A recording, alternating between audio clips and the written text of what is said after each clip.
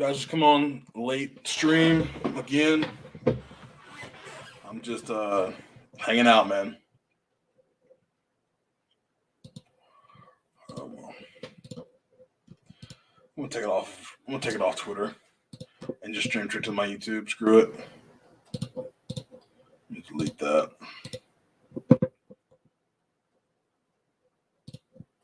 Um, yeah, I'm just I'm getting my stuff together on. Let's see. Get shareable link. Cool. Come over here at Twitter.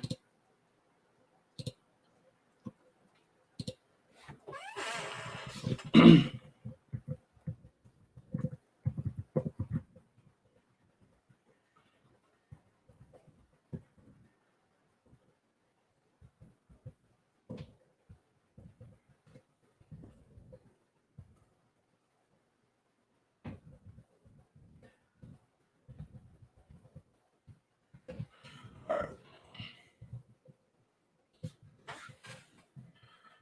There we go. I don't know who's joined or not, but holla at me. Put your name in the chat.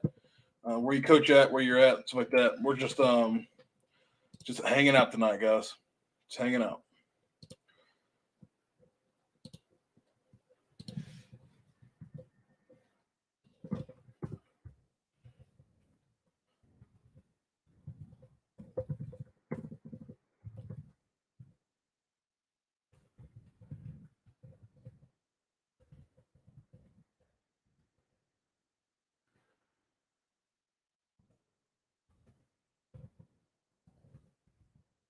Listen on Facebook, guys. Just give me 2 seconds.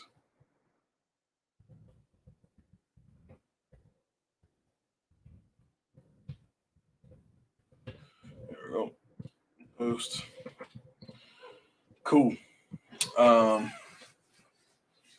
going to be kind of. I think I'm going to draw up some stuff, and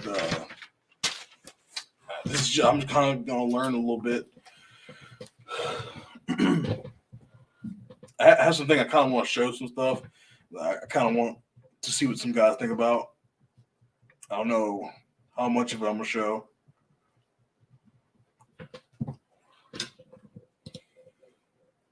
But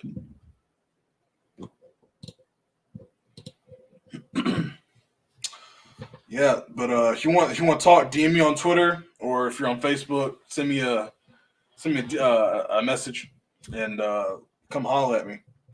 But yeah, just another late night stream, just hanging out. The wife is still house sitting, so I'm still here by myself and my dog. So be like, Coach Tam, you bored?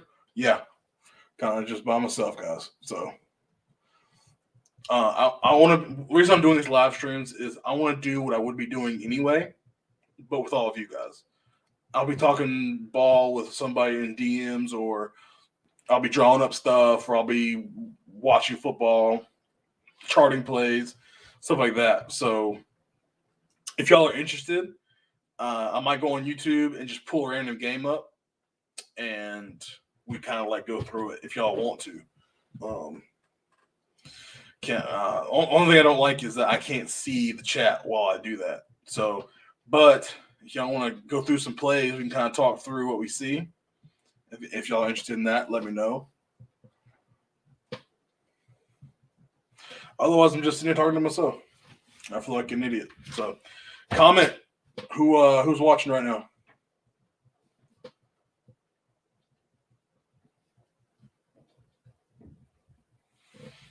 I don't know if anybody saw it from earlier, but we were talking about some good ideas in regards to Coach Eddings is back, my dude. We were talking about some things to develop your group on the field. Coach Eddings and I were actually talking about that. I'm interested to see what other people do. I'm going to be really big this year on like just developing relationships with my guys, and I think the best way to do that is to get personal with them. not necessarily like trying to like ask them personal questions that they don't want to talk about, but like just give them a platform to be open, right? I think there's a lot of value in that. So I really want to do like a bonfire type deal at the house, and then we kind of like we'll feed them. My wife and I will feed them and kind of just go around and kind of just get to know them and ask them questions, a little bit like thought provoking questions, not like what's your favorite color, stupid stuff like that, but like ask them like questions they might sit there and think for a minute.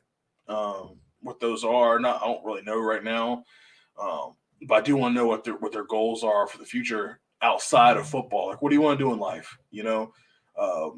What are your passions? I had one kid that wanted to be he wanted to do like plumbing and stuff because that's what his dad did, and a lot of people were kind of being negative towards that stuff, and I said, don't listen to those people. Plumbers and technicians and trashmen and welders and all that stuff, those trade jobs, they make bank because nobody wants to do them, right? So I said, like, you if that's what you want to do and that seems like a passion for you, make sure you do that, because one, you don't have to go to school like a college. You can go to trade school, but honestly, they're probably giving you money to go there, and you're coming out with no debt, and then you're going to be making bank on the back end. So that kind of formed a positive kind of connection there, because I kind of was confirming what he was wanting to do a little bit. So man, that's huge for some kids, right? So get to know what they want to do in life, their passions. If a kid likes video games, don't shoot down video games. You know, you know, if a kid likes to draw or is an artist, okay, we'll talk about that stuff. You ain't gotta be an expert on certain things, but kind of just expound on it. Kind of show them that there's value in things that they like. That goes a long way with kids, trust me, because kids are very hesitant to open up and talk about things like that. So make sure that you give them a place where they can open up and be themselves. That's a big thing. But yeah, that's what I'm gonna do. If we can get it together, I definitely want to get shirts made. Get shirts made of my position group. You can see up in the top right corner, hashtag Trench Mob. The Walkertown Trench Mob, I want them to have their own shirts. They're going to have to earn it. They're going to have to earn it, but I think that'll be huge. Kind of give the other position coaches something to kind of match. Because once kids get swag and get gear and stuff like that, that kind of the subculture, everybody's going to want something like that. So that's pretty big. What's up, Coach? Obviously, Coach Eddings, I talked earlier, and Coach Chance Fawcett. Appreciate you, Coach. Good evening to you. All right, y'all, the three guys that are watching right now, make sure go and like and retweet. Go and like and retweet the stream. Appreciate you, Coach Eddings. Already did that. I think somebody just followed me, so I just went over 4,000 subscribers, 4,000 followers. So that's pretty cool.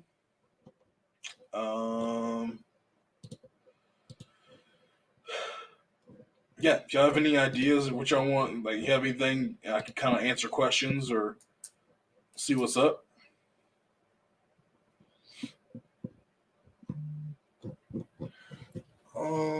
I kind of don't want guys to kind of get bored with me doing live streams. I just I have time right now,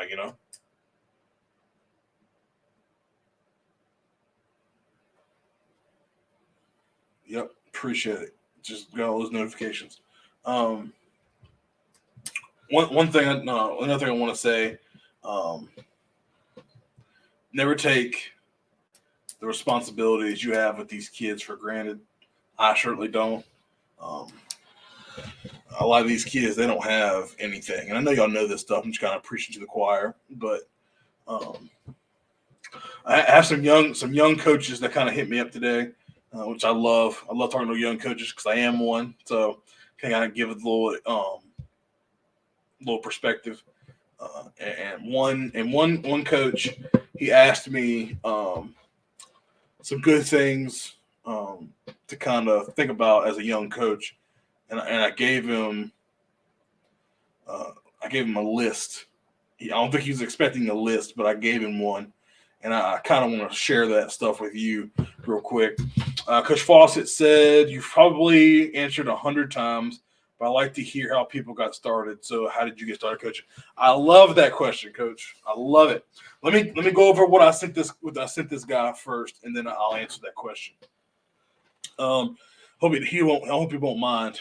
But he basically was like, "Hey, Coach, I just finished my high school football career as offensive lineman. The summer and the fall, I'll be coaching at the local high school close to the place I will be attending college. I was wondering if you had any tips to help young coaches or first year coaches." And I was like, "Yeah, of course." I said, first, find a mentor. Try and find someone that's been in the game for a long time that can show you the ropes and someone that you can gain advice from easily. Second, write down your philosophy as a coach, what you believe, what you value in life and in football. Third, get together your everyday drills and stick to them and make sure they translate to the game and are getting your guys better. Fourth, no job is too big for you. Always volunteer to do any task the head coach needs you to do. This is a big one for young coaches because so often young guys don't want to work hard. Set yourself apart from other guys by how hard you work. Fifth, find balance. You need to be a hard worker, but at the same time, you are going to school as well. You need to be an example for your players, but by getting great grades as well. So make sure your head coach and other coaches understand that you are also in school. So trust me, I started coaching while I was in college too, and it took a lot out of me. So make sure you prioritize your schoolwork. Sixth, understand the vision, goals, standards, and expectations of your head coach. Live it out and preach it every day. You're tasked with upholding the standard of your program. Don't take that for granted. Seventh, remember that you aren't playing anymore. Now it's your turn to teach. So you're going to have to figure out how to relay what you want to your players verbally. Of course, you can show them at the end of the day physically, but you need to make sure they can understand it in multiple ways. And then I invited him to come out to the young ball coaches Twitter spaces that Coach Courtney Brown and Nick Hensley and I do on Tuesdays nights for young ball coaches. All right. So Coach Fawcett, I probably have done this 100 times, but how did I get started coaching? So it's kind of crazy. So I played high school ball in Greensboro, North Carolina for a private independent program that was kind of there for kids that went to private school that didn't have football. Private school, charter school, homeschool type deal. Because I was homeschooled growing up. It's just what my parents did based off of how my older siblings needed school. So I needed a place to play, so I felt like I played for them. The Greensboro Panthers played out there in Greensboro. And, ended up going to Gardner-Webb University. Got there, was not about the level I needed to be playing at. I wasn't good at all. And I'm not afraid to say that because, I wasn't. I'm 100% honest and open. But I knew I was always wanted to be a coach.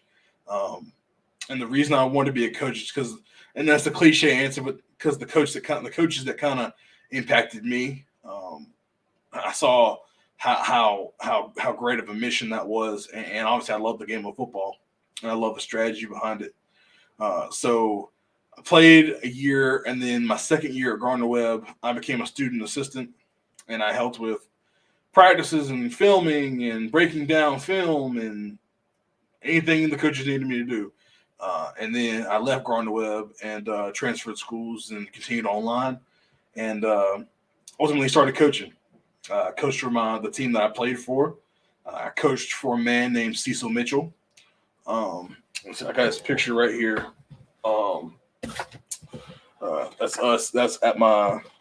We had a wedding announcement, an engagement party for me and my wife, and he came. He's obviously the short man right there. I coached for Cecil Mitchell for the Greensboro Panthers for 3 years.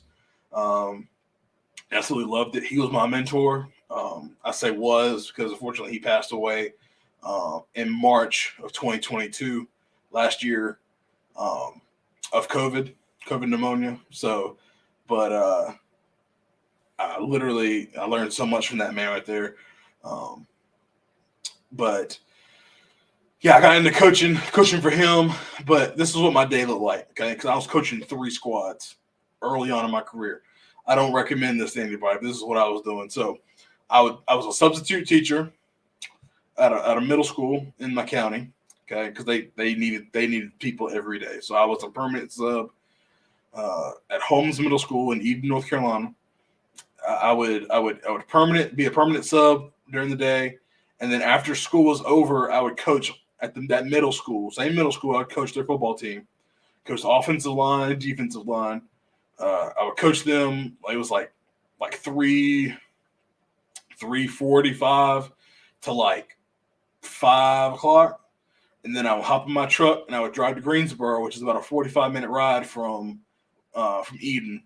And then I would coach the JV and the varsity, both those squads, for the Greensboro Panthers. And I did that for 3 years. And I didn't get paid a dime. And I don't say that to be cocky. I just say that like sometimes you got to volunteer. You got to do what you got to do. So that's kind of how I kind of came up, kind of how I got into coaching. I've done it for no money. I've painted lines. I have been a ball boy, a water boy. I have picked up kids, taken them home, done all the little things. Equipment manager, film guy. I've done it all, right? And I'll never be too big to do those things because I believe in hard work, and you got to do those things to earn your due, right? So that's a little bit about me, and then from there, I applied everywhere, right? I coached those 3 squads for 3 years, and then I was like, okay, I kind of want to make the next jump. So I was applying around, and nobody hit me back. Nobody. And then I randomly applied to coach the offensive line at Tallwood High School in Virginia Beach. And Coach Couple, responded and asked me to come interview, and I did. And then he liked it and offered me a job. So I went to Tallwood, Virginia Beach. I loved it out there. Absolutely did. That took me into COVID because that was 2018. So then that spring of that was 2019. And then the spring of 2020, we all know what happened. The world shut down, and got a report that my dad had prostate cancer. So I ended up coming home and finding a new spot to coach, which was Northern Rowan High School right here in Salisbury, North Carolina. And coached there for the last 3 years. And now I'm the OC and offensive line coach at Walkertown. So I'm going into my 8th year coaching, and loving it, man. I'm loving it. I appreciate that question, though. I never have an issue answering that question. I get to talk about my mentor a little bit. So, yeah, great memories. But yeah, I appreciate that question. We're just kind of chilling, guys. Got one guy on here watching.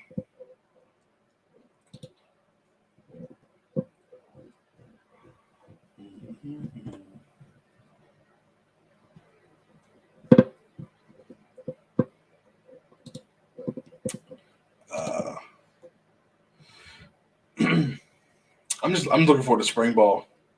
Like, I got my installs kind of ready. We're on spring break right now. Once we get back to the school on Tuesday, I'm gonna start my meetings with the kids in the mornings. Excuse me.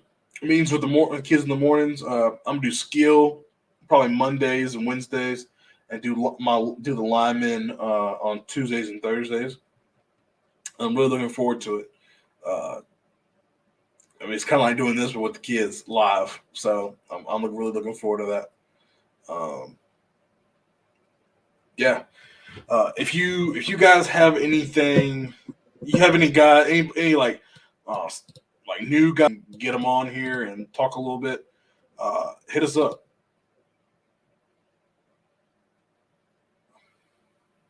You can kind of go over film on YouTube of how you break down defense.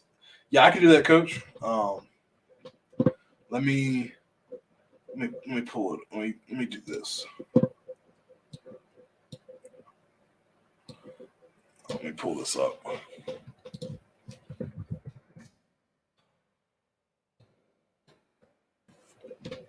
So I can find a good game. We want to watch. I'll pull up that Auburn game I did the video on. Auburn versus Alabama.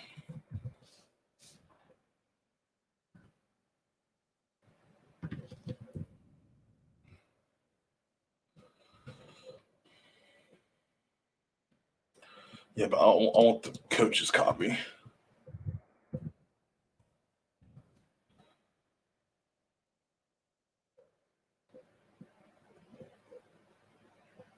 Here we go, coach's film. All right. Let's see.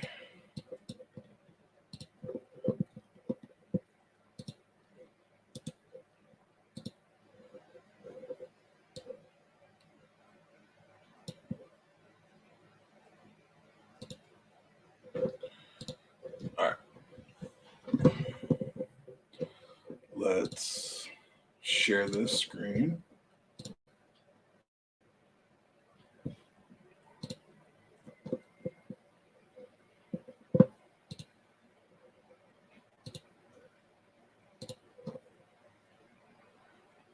All right. Here we go. So I'm hoping we can see this. I'm gonna pull y'all up on my phone, make sure we can see it. I think you can. I'll kind of back that up. Yep, we can. Cool. So, so this is what I love about Gus Malzahn, right? He will get in this really funky formation. Okay, so you can count them. This is an unbalanced formation. Okay, because we only got 1, 2, 3, 4, 5, 6. We have 7 on the line, right? But we have this is a tackle, right? Playing over. This is the tight end. Okay, so it's unbalanced formation. We got a receiver here type. He's eligible. Obviously, he's not. And then we're going to shift. Okay. So now you got another receiver over here, and you got a kind of an H back. Okay. So now all their strength is over to the right. I have no clue what this play is. I just wanted to see the pre-snap motion, stuff like that. Okay, a little toss play, getting out. All right. So let's walk through this for a second. Let's put this in like half speed. All right. So they're going to get set. Boom. Toss the ball outside. Did they pull a lineman? No, that's just the H-back. That's a big old H-back right there. He missed his hole, too. I mean, honestly, like I had the clicker, obviously. But if he'd have cut it right out here, cut it here, bounced it here, and right off this block, he's running in the end zone. But he got to try to stick it in where he could, right? Okay, it's a little toss right there, coach. All right. Go back to normal. Watch it from the end zone. Shift. Here's your bunch, coach. So he blocks down, pulls around. Just kind of like we were talking about earlier, Coach Eddings. Okay. Yeah, like that. All right. Back on the goal line. Okay. A little more traditional type set, not really unbalanced. All right. Got a 3-by-1 type deal with the H-back. Bring in motion. Roll out. I'll see what we want to call that. He's running a corner. He's running kind of like a little roll, what do you want to call that? But I'm trying to do a little roll out, throw it to the corner. But the offensive line, all I did was just turn and set up. Whoever was here earlier, Coach McNally was talking about that. All right, so 20 personnel, fullback, or H back, running back. Gonna put him in motion. Speed out to the number one slot.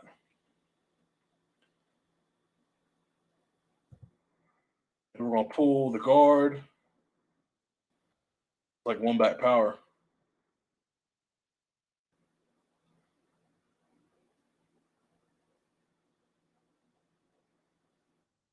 Okay. I'm just gonna pull. I'm gonna jump to a random play. All right. So when I'm game planning, I'm gonna come back real quick. I'm gonna stop sharing. I'm gonna come back to StreamYard. See if there's any questions. Yup. Yes. Cool. All right. I'm gonna talk about defense real quick. I'm gonna talk about like y'all talking about what would I do if I was game planning. So here we go. All right. So we get the wide copy.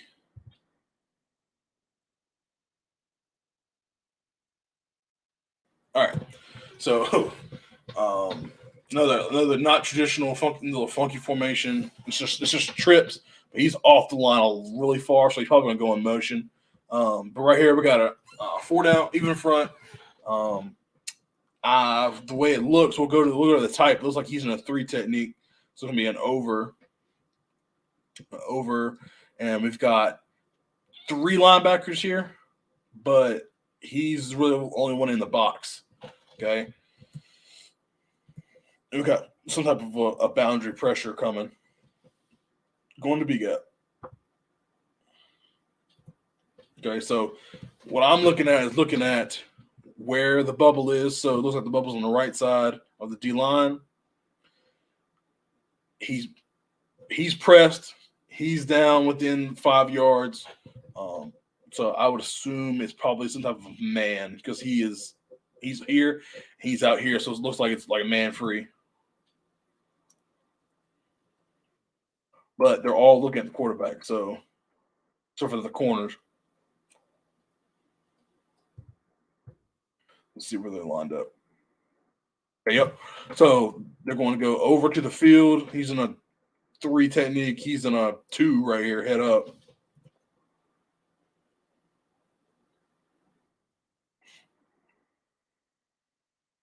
Running zone right here. So the guard has come off in this linebacker. The center ends up having to get the 2 technique, and nobody's here for this linebacker. So they're running into block defender, which is number 33, which doesn't make the play, but he knocks him down. Okay. Again, 4-man front. It's the same defense we just saw. Okay. Pressed. He's walked down. He's over him. He's over him. Same formation. But now we got, instead of a guy coming, bringing pressure, it's too high. So they're going to run it again, run the zone again, hands it off. But I guarantee you, because they're running a little bubble up here to the top, this guy right here is running bubble. So I guarantee you, Gus Malzahn's sitting there.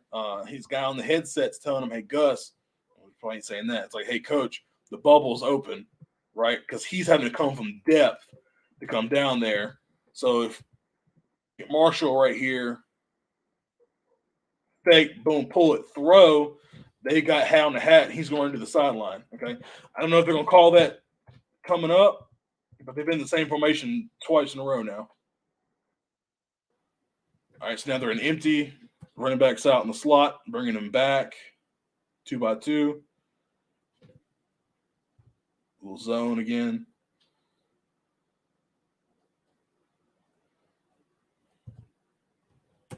Let me pop back over to the live stream. What do you mean by bubble? So let me see if I can pull up Holder real quick, coach. Honestly, bubble is just where the D lineman is not. That's what I mean by that. So if it's an over front, so the 3's to the right and the 1's to the left, and that means that the open bubble is the left side B gap. And I'll pull that up on my playbook real quick. Great question. I appreciate you asking that. Let's see, just 2 by 2, and then 4 2. Let me present this.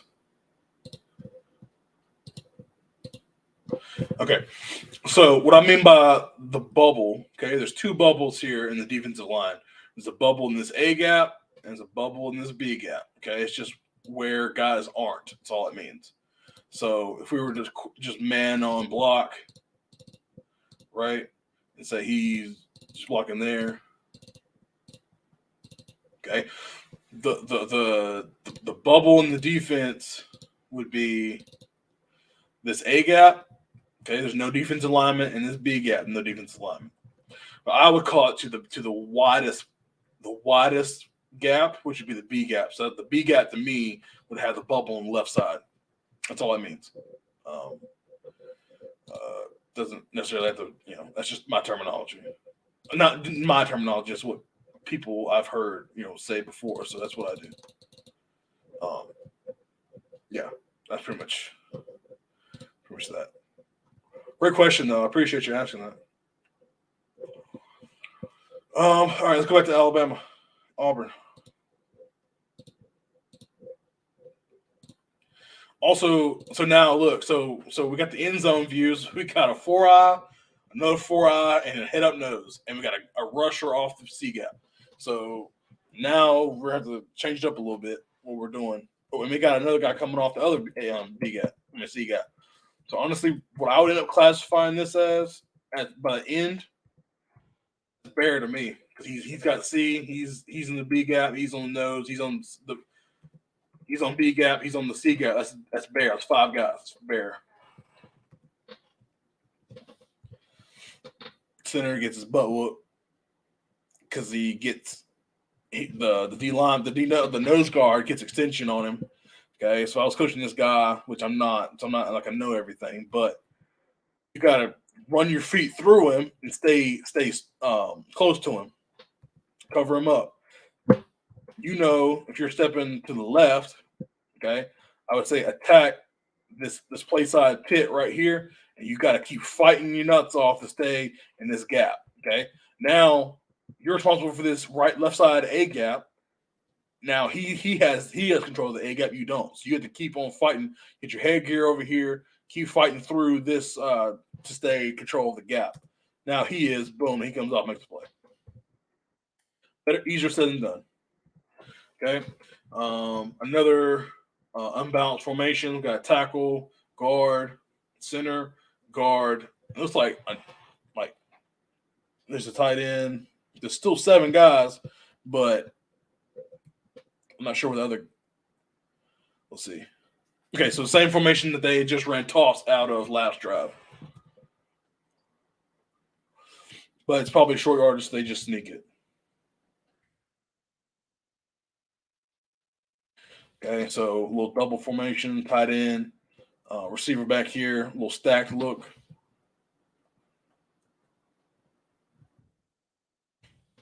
So top receiver is going to work inside, then back to the corner. Off receiver is going to run a little whip route. I like that corner route in the end zone, I'll tell you that. But they're running smash down here.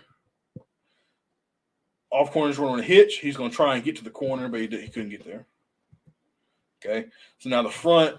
Okay, it looks like this Bear again because it's 5 guys right there. All 5 of them are coming. Okay, it's Bear to me.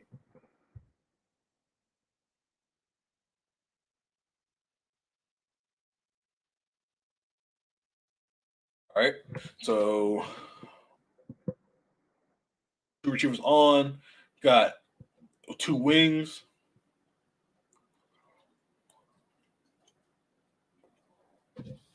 They're running hitches or we'll call them curls in the end zone. Pops off his chest. I'm not gonna get too technical, guys, because I don't know what Gus Malzahn's calling stuff. Okay, over to the field. Got the 3 technique. Got the 2-eye. Okay, got the 5. Got the 5. They got 7 in the box. It's he's tilted, which is kind of interesting. Hit him right in the chest.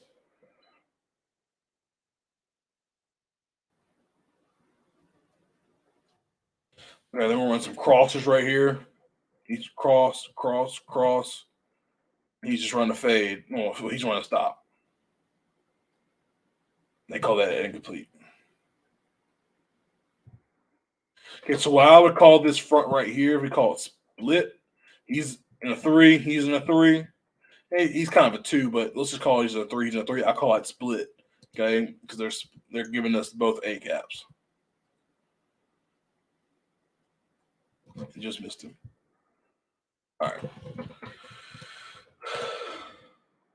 He got knocked back. Sure did. Sure did. So what I would do, what I do when I chart college stuff, right? So say I just randomly drew up this formation, right? So say I was watching that play and they did all that shifting and stuff. So I would draw it up. And then whatever play they did, I would draw up what they did. And I would draw up what the defense did as well. And then kind of like call it something, and try and keep it as consistent as you can. Like if it's power, call it power. If it's power read, just call it power. Like just keep it in a family and try to keep formations in a family. Don't get 27,000 formations. And then I kind of like chart it and kind of see some tendencies from Coach Malzahn. That's something I do. And you ain't got to do it. It's just what I do. But yeah. So when I'm scouting defense, I want to see what front they're in first. Are they even front? If they're even front, okay. So they switch guys around, field and boundary. That's really an odd front thing to do, but sometimes teams will do it because they want to have a three technique to the field all the time, regardless of strength of the defense. Or are they a strength defense? They're gonna put the three technique to the tight end. Okay, are they gonna be an under defense where they always put the one to the tight end? Okay, figure that out. Do they play multiple fronts? Are they always an even front? Do they switch into some bear or are they odd front? And what they align as? Are they a 4-0-4 team, a 4-0-4 team? Are they a 5-0-5 team? Like how do they line up in even front, stuff like that? And I'll do that on Huddle. I'll just watch and I'll kind of input it, right? So it keeps track of it. So you have less paper to deal with, right? And then I'll figure out who's the best player on the defensive line. Who's the best interior D lineman? Who's the best edge guy? And I kind of break it up that way. And then try to figure out who's the worst one. That's big too. So find out who's the best and find out who's the worst. Because we're going to play off the worst guy. But then moving from the front, or I'm going to see I'm going to see if they stunt any, right? If do they stunt? I'll go through the whole game, just working on defensive line right now. See if they stunt. If they don't twist and stunt at all, okay, well they're not a twist and stunt team, so thank God. I'm still trying. I'm gonna practice some things just so my guys won't be foreign to them when we get into a game. But you have to worry about stunts every play. Say they are a stunting team. I'm gonna find what their best stunts are or what their most called stunts are, and we're gonna practice those, right?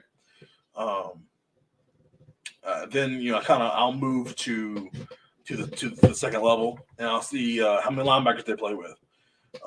Is it a 4-2, or is it a 4-3, or is it a true 4-4? And then we'll kind of go from there and have different things we'll look at. Who's their best one, who's their worst one, and try to game plan off of that.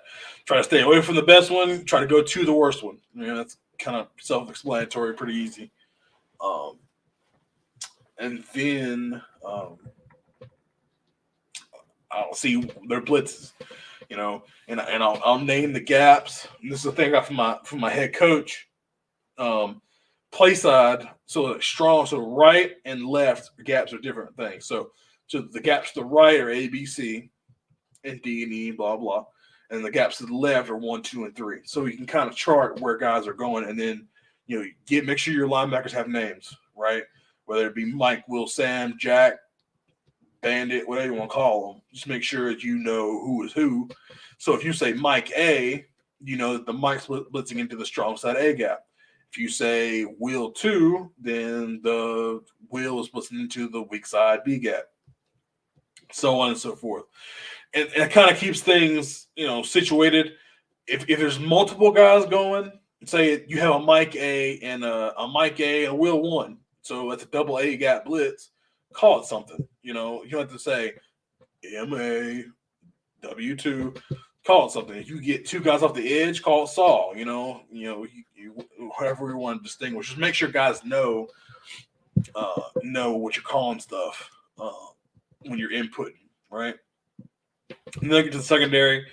Who's the best and worst corner? Who's the best and worst safety? Are they two high team? Are they one high team? Are they a three high team? We don't really see many three high teams, but what are their best cover? What are their coverages? Chart those in all the plays. Are they a zero team? They're a 1, 2, 3, 4. Sometimes some teams starting to get a little 6, which is 4 to one side, 2 the other. And then variations of coverages, and then just chart that stuff. For your position coach, what do you have them doing, like game plan wise? What do they have to look at and get back to you? So my coaches, so I'll break it up responsibilities. Since I'm also the offensive line coach, I'll do the front, right?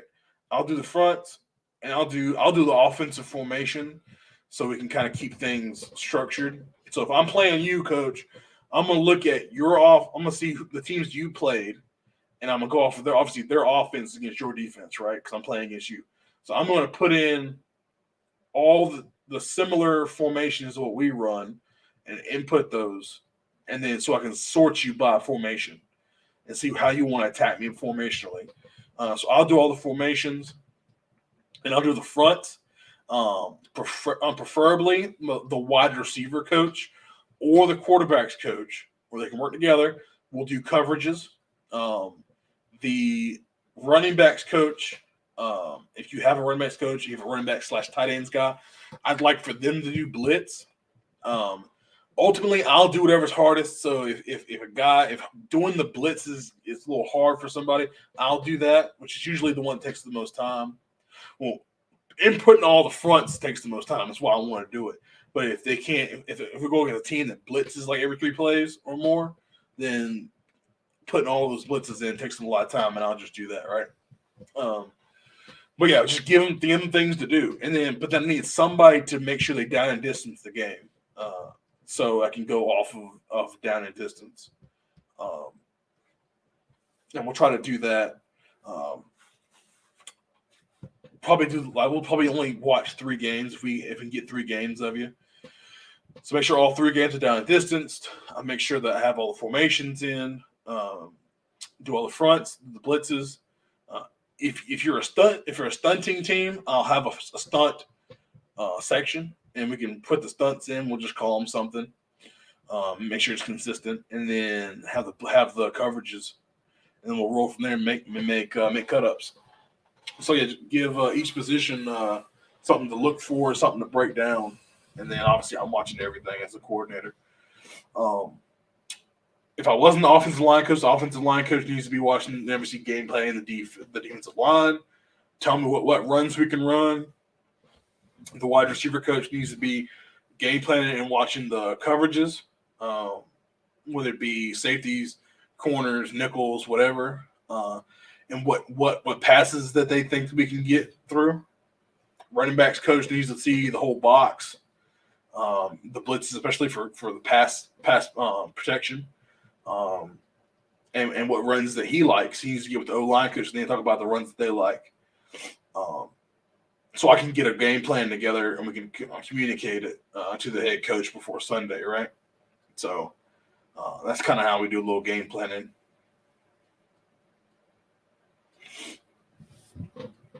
I love the question. That was great. Guys, let's make it interactive. Hit me up.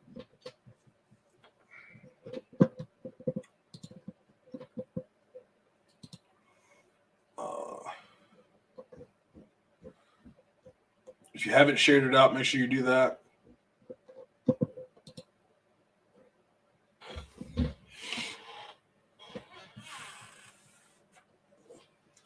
I really should have made a drink before I came and sat down and did the live, but because I don't want to leave y'all sitting here with a blank screen. So, let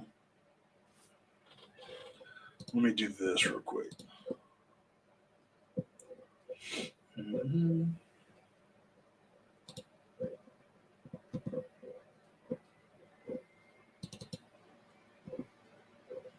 Try and pull something up.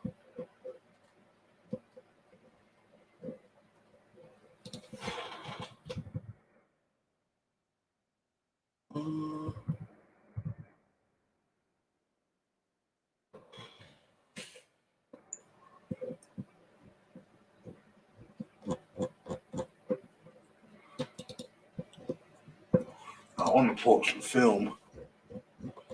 I had some film saved on a drive. Did y'all get a lot of press coverage over there? Not really. A lot of teams, if they're going to press, they want to play man. We don't see a lot of man. Obviously, it's not exclusive. You can play cover two, and you can press. You can press bail and cover three, stuff like that. Cover four.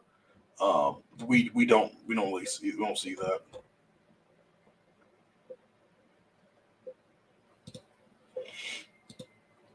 Thanks for the question, though. Trying to put my film up. I know I've got it. I just gotta find it.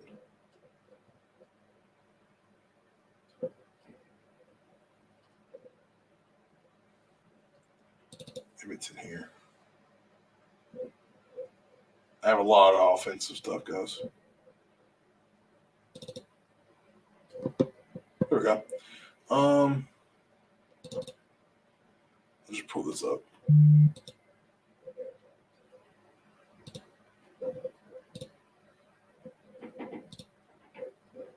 All right, I'm going to share this real quick.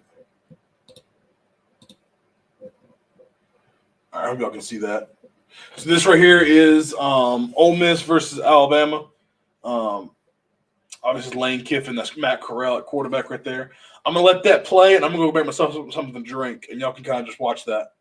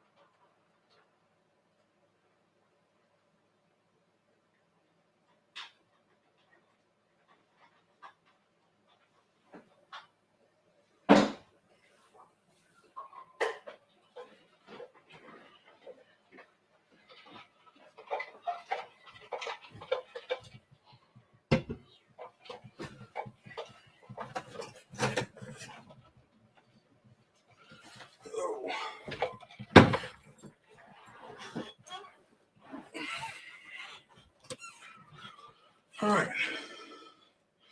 Hope y'all enjoyed watching that real quick.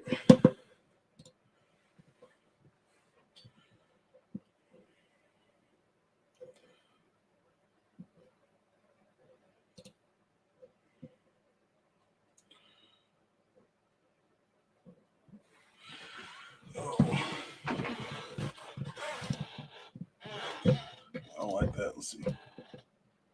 There we go. Yeah, so we're just watching a little bit of Ole Miss right here. I'm going to just let it rock. I really like Lane Kiffin's offense.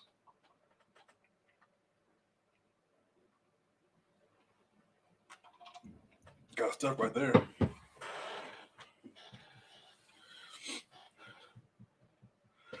I love that motion right there. The orbit motion. That's the receiver coming around the running back. I assume Matt Corral's reading that overhang. He could throw that if he wanted. He's going to read number 10 over to the right. Or 20, whatever his number is.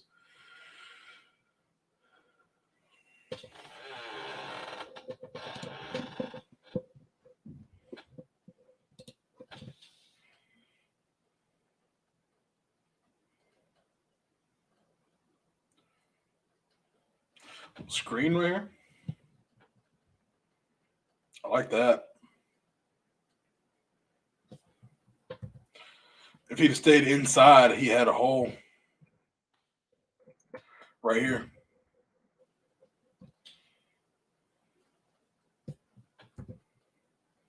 Oh no! I forgot if you do that, it's gonna skip to the next one. Well, we'll go. Let's walk. This is Arkansas now.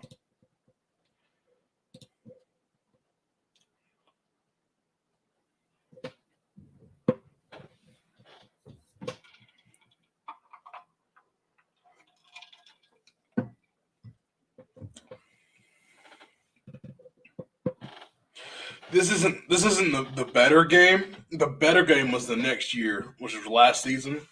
Arkansas Ole Miss, where Coach Sam Pittman went for 2 and they ended up losing. But that was a shootout game.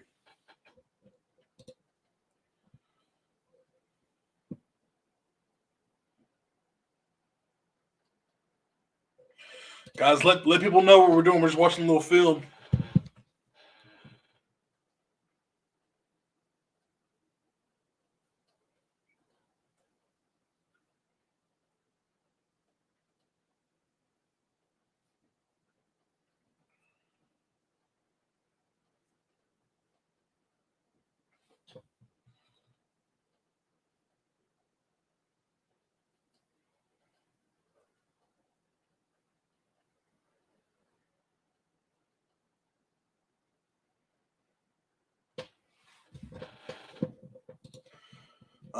I was gifted these files, guys. I don't have them where I can send them to y'all. I wish I could.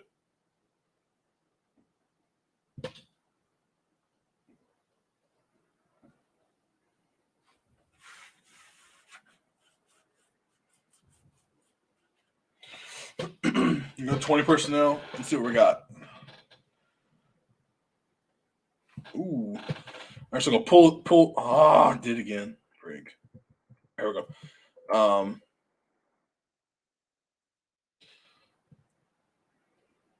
Let's see. Probably went back too far. There we go. So they're gonna pull the guard away, and they're gonna sneak the wing or the H back out and throw the ball to him. Boom, perfect. That's beautiful. That's beautiful. See, like I like that. So what I would do, I'll pause the video. I'm gonna get my pen and my paper, and I'm gonna draw that up right now. Right. Got my H right there. Let's go back to the wide. Okay. So the wides, I got the Y on at the top, Z off, X over there. Quarterback, running back's on the same side as the H. And then, okay, everybody's running hitches. On the outside, everybody's running hitches. And he is running straight in the seam. I love it. Okay, and I'll watch the tight. And we'll see what they're doing up front. Okay, everybody's straight up running gap scheme. Everybody's walking down. Guard is going to trap onto the edge. Backside tackle on pick and hinge. And the running back's following the guard. I love it. Pull it, throw it. I guarantee you that. Let me see if I can figure out who he's going to read. I'm assuming he's reading 27. 27 comes down hard, pull it, throw right behind him. Love it.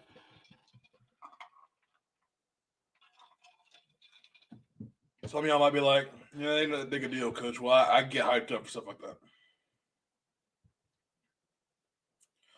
Let me pause this real quick. Coach, you got a question?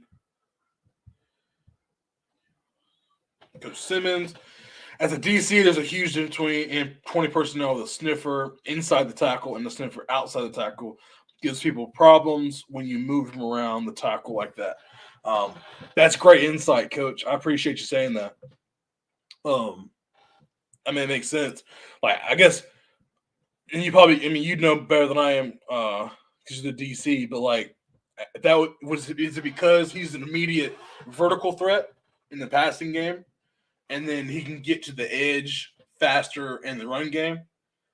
Let me know what your thought process on that is. I'd love to know. All right, let's get back to film. I'll pull this up. Let's go full screen.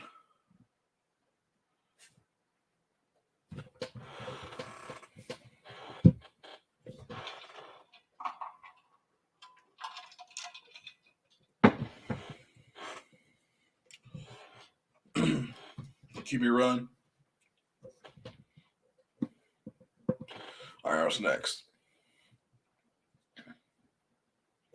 All right, trips right.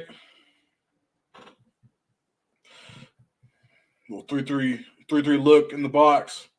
Okay, just gonna hand the ball off.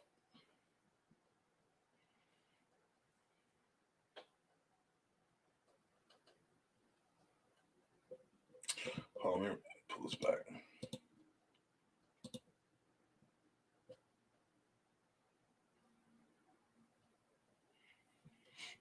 This was what they're doing up front.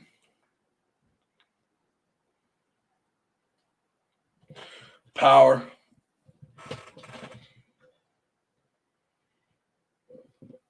Gonna pull the backside guard. He's gonna block out.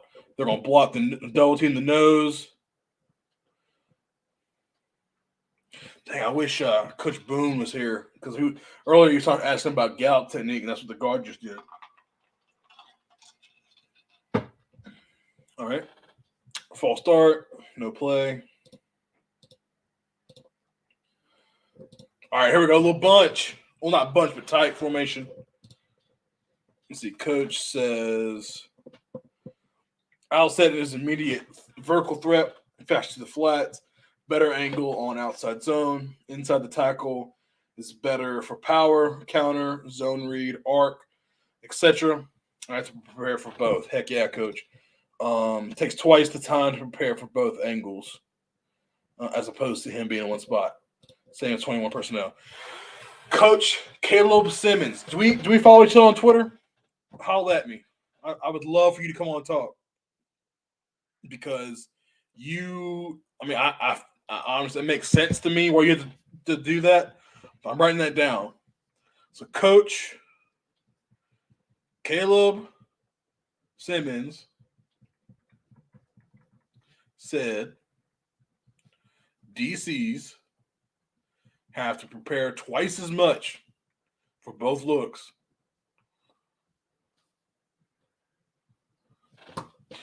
You said it. I believe it. All right, let's get back to the film. All right, run a mesh.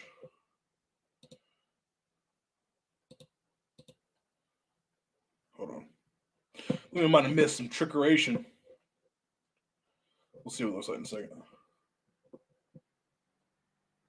You sure did, Coach. My bad, Coach.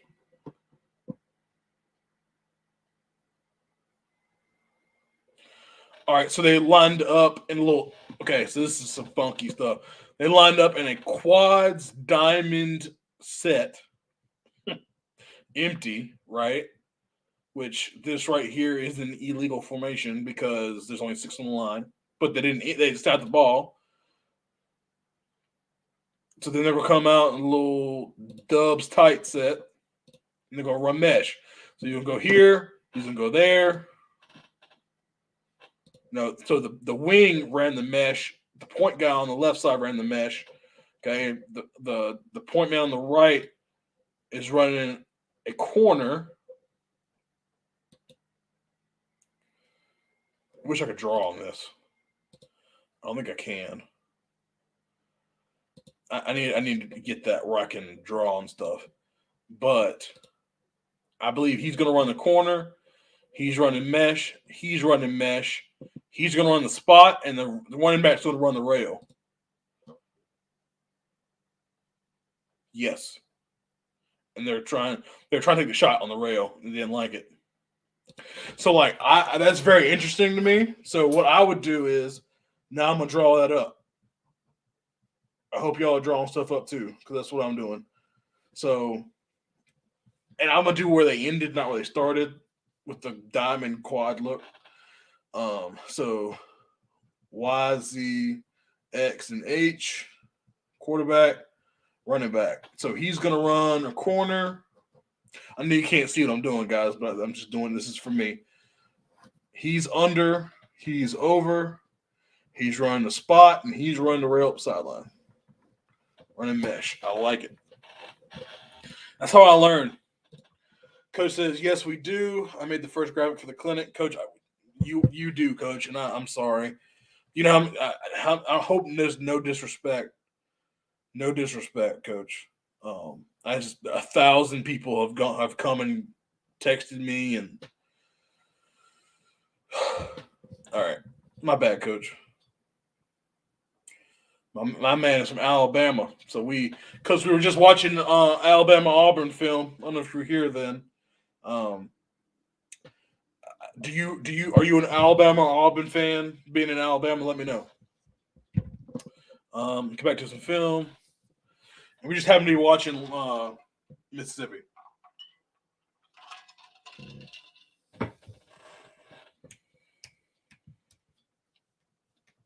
He didn't like it, so he takes it off.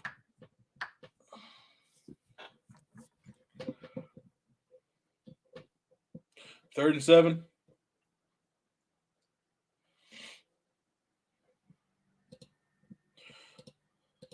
All right, dubs. All hitches. Nice throw on time.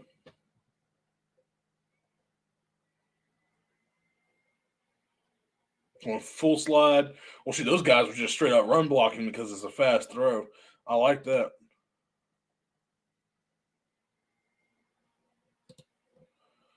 Well, Coach, let me see. I'll send you an invite. You come talk right now.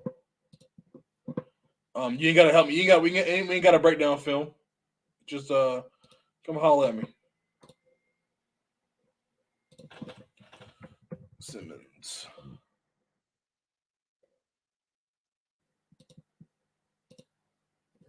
There you go. Send you the invite. Come holler at me. But until then, we'll keep this rolling. All right, dubs again. All hitches. Well, hitches at the bottom. For going fast and hustling up, it's a 2-minute drill right now.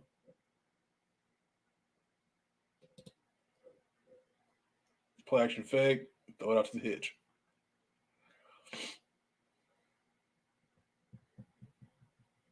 All right, 222.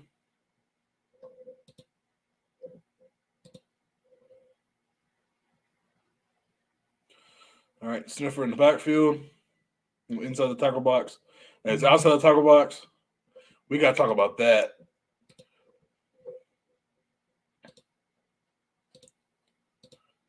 So what about when he's inside? When he's inside and motions to outside? I'd love to know the communication with that. Running back didn't step up and block that in with a darn.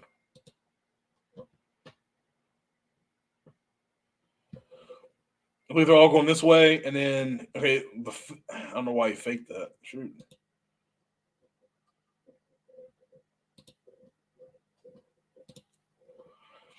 All right.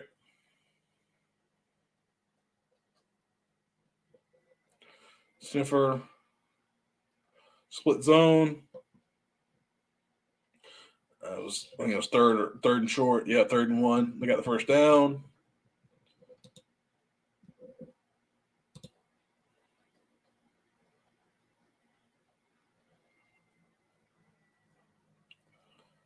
All right, minute 42. Okay, now it's 4th and 1.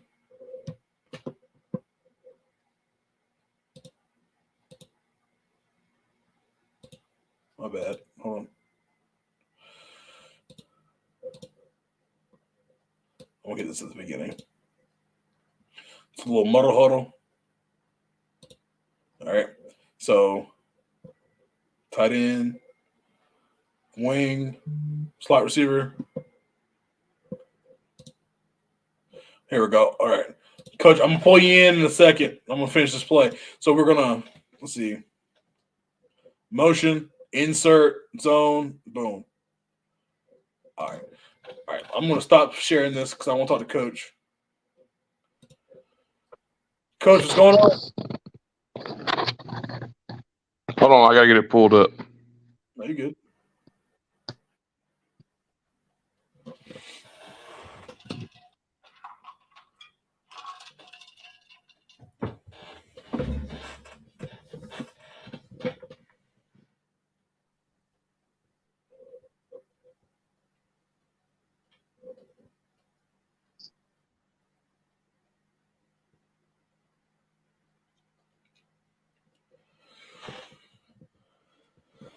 Let's see. Coach Eddings asked, was that midline with the quarterback? I don't know. It might have been Coach. I wasn't paying attention.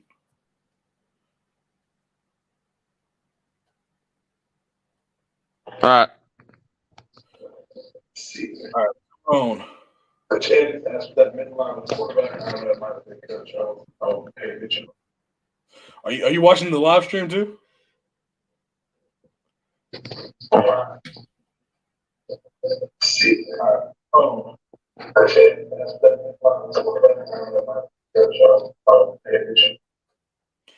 watching the live stream too?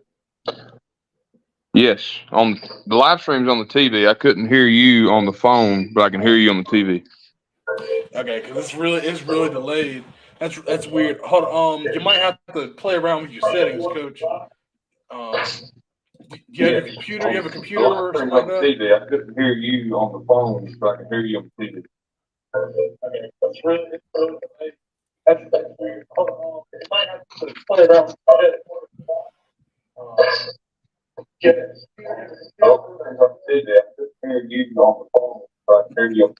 Yeah, because it's delayed. Yeah, we'll try to figure that out, Coach. It's no worries. But I don't know if that was midline or not, Coach.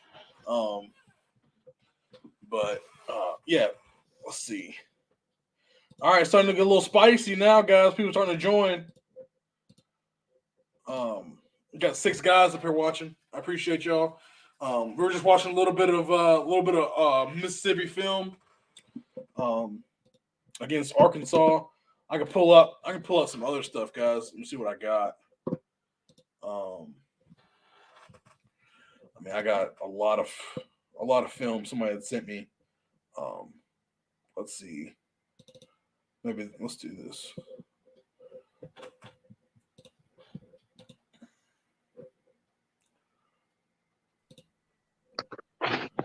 All right, how about that? Can you hear me now, Coach? Yeah, I got you now. Awesome. All right. So what's going on? Not much, man. Just had a baby. Getting him settled back in. Little girls, getting used to him. All kind of good stuff. Just got off spring break. Just trying to get back into it. Yeah, we're currently on spring break. Tuesday we go back. Not looking forward to it, but it is what it is. I'm ready to get back to lifting though, with the guys. But congrats on the baby though. I appreciate it, man. Yeah, I run the weight room at our place, and I've been gone for 2 weeks with the baby, so trying to get back in there as quick as possible. Yeah. Talk about you're talking about when the sniffer is inside the tackle and he's outside the tackle. Talk about that, game planning wise for you, what that kind of looks like. So when the 90% of the time for inside the tackle, and I'm thinking, power, counter, zone kick, some kind of lead, some kind of insert, stuff like that. When I see the sniffer outside, now I have to think, buck, outside zone, speed option with the arc and the flats right now, vertical threat right now. So I have to prepare for both ways as opposed to just preparing for a mainly gap scheme team. Now I have to prepare for, more of a spread option out of it. Yeah. So, so what are you telling your guys? Like, if you're telling those guys, hey, if he's inside the tackle box, these are your runs. If he's outside the tackle box, these are your runs. So if a guy lines up in the B gap and then motions across outside the tackle, they got to totally make a whole new adjustment, or just that something different's coming. Yards anyway. Yeah. But, as far as secondary goes and outside linebacker play, I got to think, okay, that guy's in the tackle box. I got to think spill. I'm going to clean up the spill. If he's inside the tackle box. If he's outside the tackle box. Now I got to think, outside zone at me right now. I got to think he could be blocking down, so I got a guard coming to kick me. I'm thinking speed option right now. There's a whole lot of different stuff as opposed to just preparing for the sniffer being an inside threat. Now we have to work on both things and spend time on both things in the same amount of time at practice. So it just kind of puts people in a bind. And, the empty set, ace with a sniffer and just a quarterback. If you got a running quarterback, the same thing applies because you can do all your run game out of it. Plus you got 2x2 on the outside, or if you put him outside the tackle, you got empty, with a running quarterback, and that's tough too. Yeah, I was on earlier talking to Coach Eddings, and we were talking about that, a little empty with the H-back. And teams, they're getting an empty check, and they think we're going to pass it. Well, shoot. All right, give me a light box. I'm just going to run power and counter up in there. Yep. If you got a running quarterback, it's tough because now I have to, Yeah. So what if I'm just asking questions here, Coach. So if you say a team came out with two H-backs and one on the right was inside the box and the one on the left was on a wing. So are you having to split your defense and be like, hey, these guys, hey, we're gonna get power over here, but hey, we're gonna go, they might get sweep out to the outside on the other side. So I don't think you can do that because, kids are going to play a lot faster when they're not thinking, when they're more reacting. Because if you're thinking, you're not playing very fast. Yeah. So you're still going to read your keys, but it's more for me and the secondary, hey, don't zero in on this. Just be aware of his alignment. Okay. Does that make sense? It does. Thank you. Yeah. I don't think you can be, hey, if he's lined up here, we need to expect this. But if he's lined up 2 feet the other way, just forget everything we've been talking about. I got you. That's interesting. Coach, so what school do you coach at in Alabama? Fayette County High School. Okay. And how'd y'all do last year? We were 8-3, first round of the playoffs, ran into a friggin' buzzsaw. First round of the playoffs, team kind of came out of nowhere. They're a preseason number 1 this coming up year. They put it on us pretty good. Yeah, we got a bad draw. Like, we made the playoffs, like, just destroyed the first game, the first round, like destroyed that team, and then we went and we played the eventual state champions in the second round. So pretty hard, but yeah, and a little caveat, I don't ask that to be like, hey, I'm gonna validate what you know because of your record. Like, I don't do that. Like, I'm just interested in hearing about what you did. Now, for the first 5-6 years of my career, I was on the offensive side of the ball, offensive coordinator, offensive line. And in the last 4 years, I went over to the other side of the ball just because that's what I was asked to do when I changed schools, and it kind of just went from there. I got you. So, which do you like better? You can be honest. I don't think I like either one more than the other just because there's so many different things. I think the knowledge you have on one side helps you with the preparation you have on the other. Yeah. But football's football. It's blocking, tackling, taking care of the ball. It's just which one you're trying to do. Yeah, no doubt. And guys miss that. They really do. They're like, oh well, this scheme and I'm gonna try this new drill and like, man, can you block and tackle and like you said, take care of the football and whoever makes the least mistakes. That's right. Like MAs will kill you before a new play will help you. That's right. So, I mean, it's not like anybody's reinvented the wheel here. All the RPO stuff now is just triple option football. You're just reading a different guy and you're playing the whole field instead of in a phone booth. Yeah. But, it's, football is real cyclical. So, the run and shoot and the Tony Franklin stuff, it came in. And then now you're seeing more, spread, gun tee, a lot more buck sweep and gap scheme stuff. I mean, everybody's doing this. A lot of the same stuff. Is just my guys are doing it versus other people's guys. You know what I mean? Yeah, and at the end of the day, like people are gonna get bigger. They're gonna put more tight ends, more fullbacks. I think the traditional fullback will be coming back in the next 5-10 years. Obviously people go. They'll go pistol and they'll put the guy right next to the quarterback. I mean, that's fullback to me. Oh yeah, I mean the second, third game of the year we were playing a team. They were pro I. I mean that's what they ran with, pro I. So I was like, all right, I'm gonna have to sit down and wrap this out and look and see what we need to do. Just because you're not used to seeing it. No, you're not. That's interesting. Yeah, I mean, football definitely say it's gonna come around in a circle and. So what are your goals, Coach? Holla at me. I like to ask this question. So what are your goals? You've been an offensive coordinator. Now you're a defensive coordinator. Do you have goals to be, a high school head coach or what's up? Oh, I mean, whatever's supposed to happen is going to happen. I've been approached for a couple of different head coaching jobs, but to be honest with you, I like where I am. I like what I'm doing. I like the stability. I love the kids. It's a great place. I mean, I'm not actively, pursuing different things. Mm-hmm. If somebody comes up and wants to talk about it, we'll talk about it. But it's not like I'm going out and actively, looking for anywhere to go. But you're never not going to listen, if that makes sense. Yeah, that makes sense. Yeah, I mean, for me. Like this is my first year, like getting a call plays. Right, I've been in the coordinator role for the last couple of years, like doing all the organizational stuff and all the practice stuff and scripting and stuff like that. So like I want to enjoy being a coordinator for a while. I want to be a head coach eventually, but that's not for me right now. So did you call him this past year, or you're preparing to call him?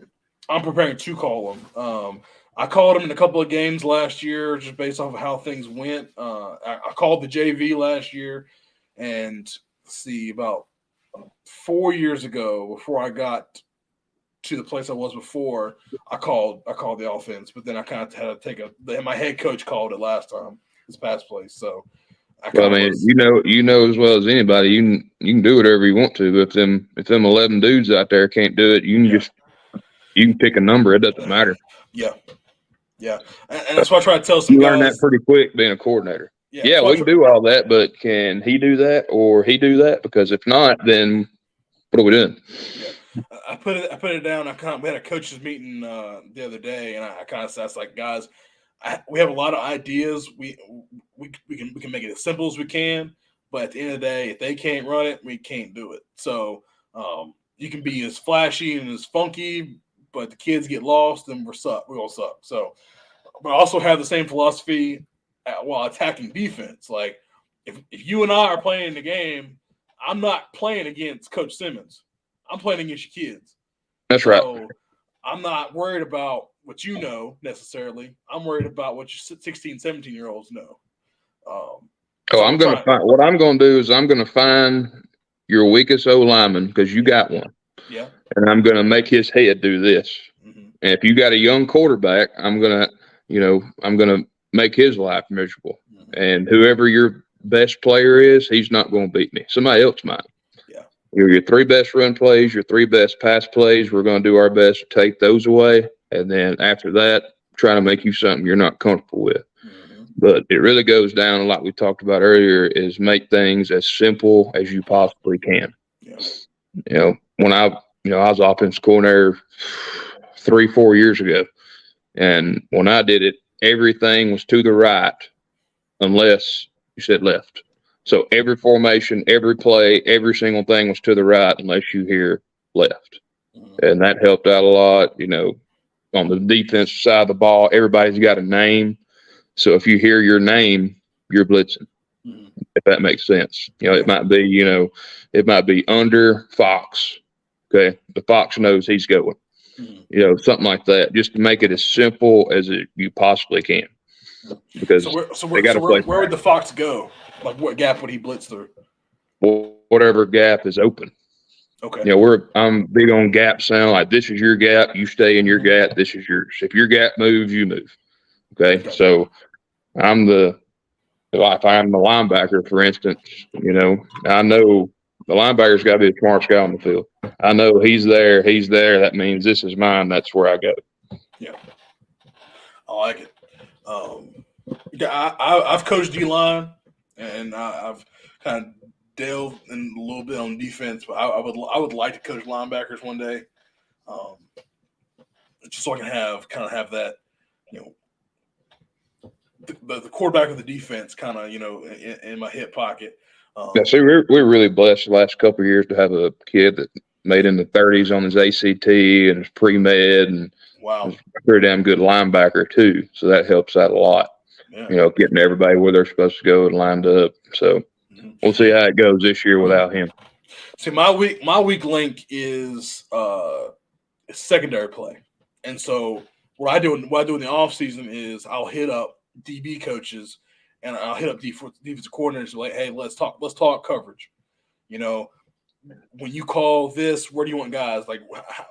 Obviously I know basics of coverage, where guys are supposed to be and line up. But then I want to know, like, okay, now take me to the next level. Like, I want to be able to, call coverage for certain situations, and I want to try to understand that. So that's my development in the offseason. So we run a lot of match quarters and a lot of palm 2-read stuff. That way, you don't know where you're going. It's going to be based on where that offensive guy goes. So, you're not sprinting to a spot and, stuff like that. You don't know where you're going to be until they tell you where you're going. Mm-hmm. And that helped out a lot too. That way they're not running to a spot and saying, well, he went this way, but this is my spot, that kind of thing. Yeah. And one guy always told me, he said, zone coverage eventually is going to be man. Everything turns to man eventually. Everything, yes. No matter what you run. Yeah, that's awesome.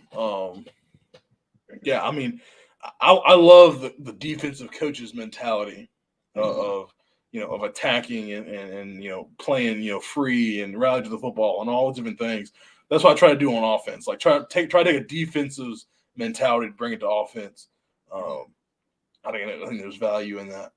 See, we were fortunate this last year. We had a really good linebacker, and we had 2 senior bookend defensive ends in a 4-2. So we could really play just a ton of base, just a ton. We just get out there, play base, mix up coverages. We don't have that anymore. Both those linebackers are gone. Both those defensive linemen are gone. So, or both those defensive ends, I should say. So we spent the entirety of this offseason with different exotic stuff. We're showing here, coming here. I mean, we're jumping out of trees in black pajamas. We're coming from everywhere. And, just because that's what you have to do out of necessity. It goes back to Jimmy's and Joe's. Palms is 2-read, Calvin, based on the number 2 receiver. Yeah. So it goes to read whatever the second receiver is doing, that's what they're playing off. I think he just doesn't really know what match coverage is, Coach. If you can break it down a little bit. All right. So the way we play, we call it deuce, but it's 2-read. So in ace, so 2x2, the corner and the outside linebacker, or the corner and the safety if the outside linebacker's gone, they are both reading number 2. Both of them are looking at number 2.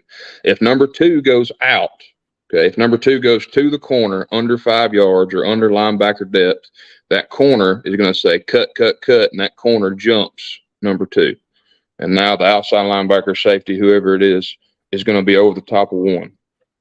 If number 2 goes inside, off snap the ball or under linebacker depth, and then the outside linebacker or the guy over number 2 says in, it gets picked up by the inside linebacker, and his eyes immediately go to number 1 for the double slant, for the curl, stuff like that. That way he can get in front of the slant or he can get underneath the curl.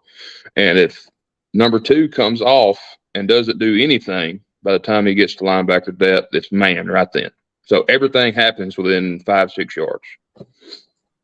And that's, without, pen, paper, breaking it down, that's the easiest way I can explain it. Number 2 goes out, corner's got him, outside linebacker's got 1. If number 2 goes in, inside linebacker's got him, your eyes go to 1. If number 2 goes vertical, you got him, and corner's got number 1. And, the trips variation of that is called stubby. That's when the corner locks up with number 1 and the safety and the outside linebacker play 2 read with the inside 2. So now you'd be reading number 3 instead of number 2 in trips. Basically, you just take that wide receiver and that corner, and they're gone. They're no longer, it's like they don't exist. And you're just playing 2 read with the inside 2 receivers. Yeah, match quarters and palms. He said thank you. Coach, do you watch Coach Vass any? I probably have, but I don't. I probably watched him, but I didn't pay attention to who it was, if that makes sense. Yeah, Coach Vass, they do. He does a lot of the palm stuff. He's a big Nick Saban guy. I kind of try to watch that stuff and kind of learn from my own knowledge. Because it's really good if you have time to rep it. The only time it gets you in trouble is like if you try to run it too much to the field. It's really good to the boundary, but if you try to run it too much to the field, and because there's just so much more grass to cover, and stick out of the backfield, you have to teach the push, what we call the push. Number 2 sticks on the linebacker. That linebacker's got to come over and push the outside linebacker to the flat for the running back.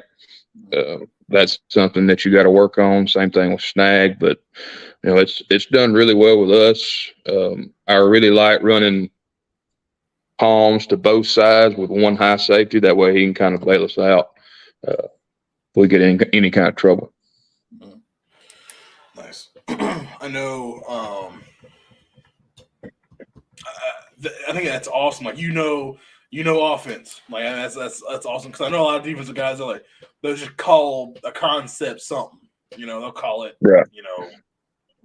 And it's like, well, what's black?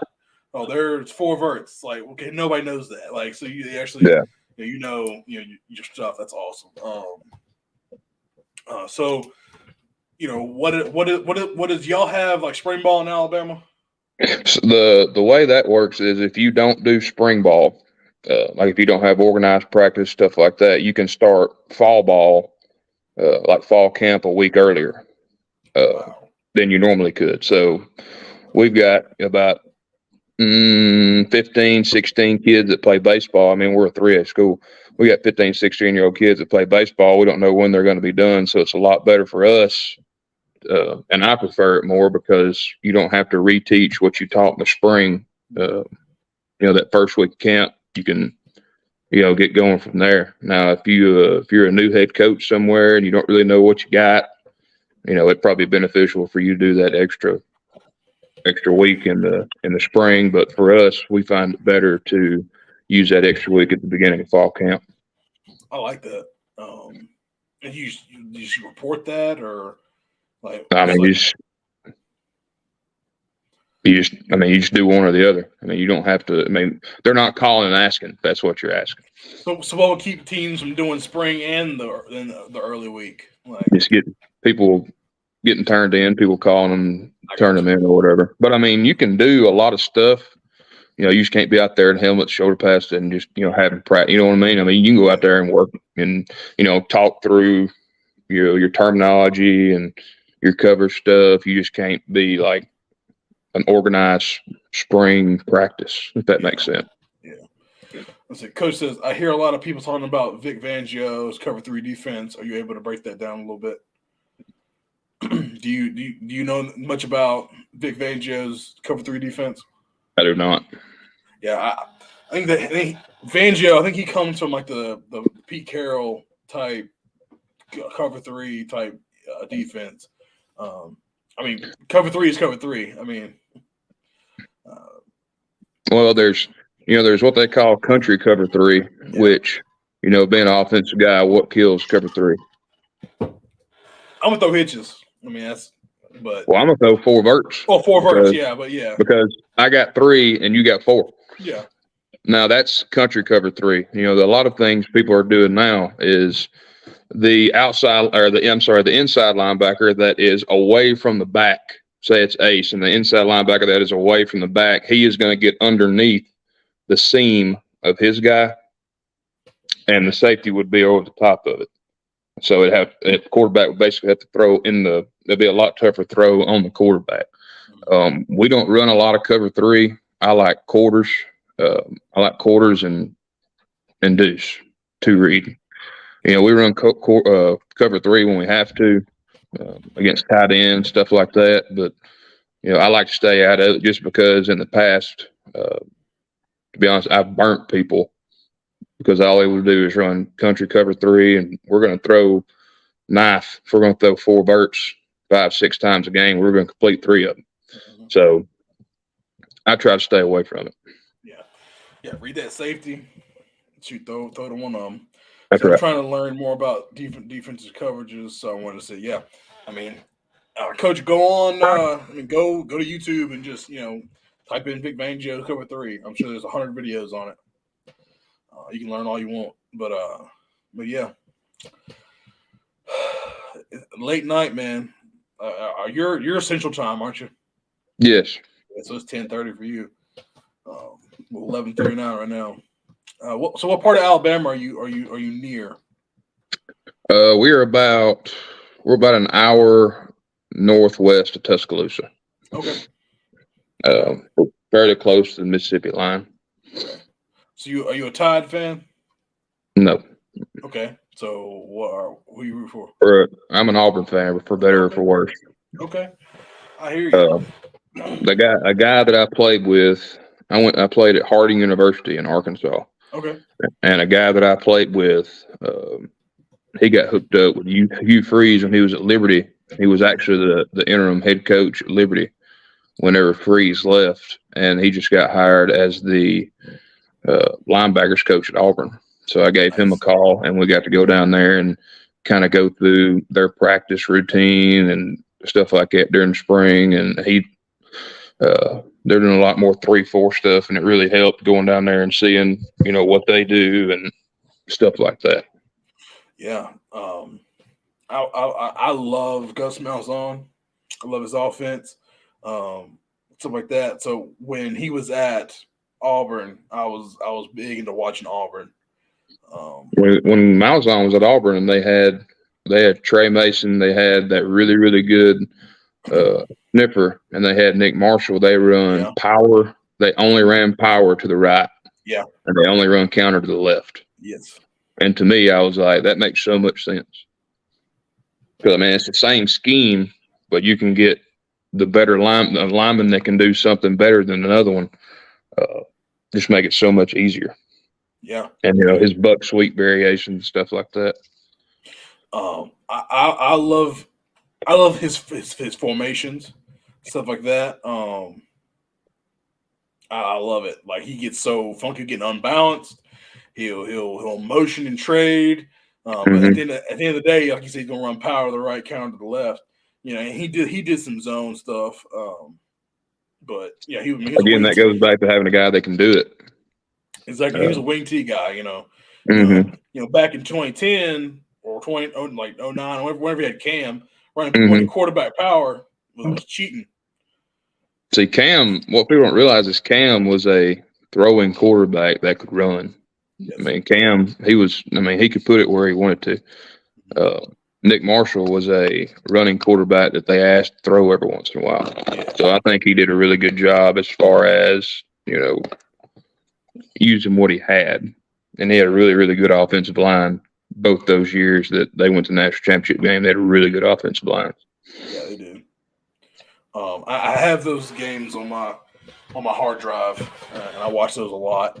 But I have the video I put out yesterday was from the kick six game, and that was, that one was the last drive was just going down the field and then hitting, running at the corner and throwing off of them. I was like, heck yeah. Well, the first touchdown they scored in that game, using the jet motion. I mean, hell, they didn't even have to block that guy because the jet motion blocked him. So it's like you're getting another blocker over there without having to do anything. And then nobody's in the alley, even on the first touchdown they scored in that Iron Bowl. Yeah. Coach says, what are some basic cover two beaters from the offensive coach's perspective? I think one of my favorite cover two beaters, smash. Having number one runs the hitch, number two in the slot runs the corner. You can throw anything against cover two. Shoot.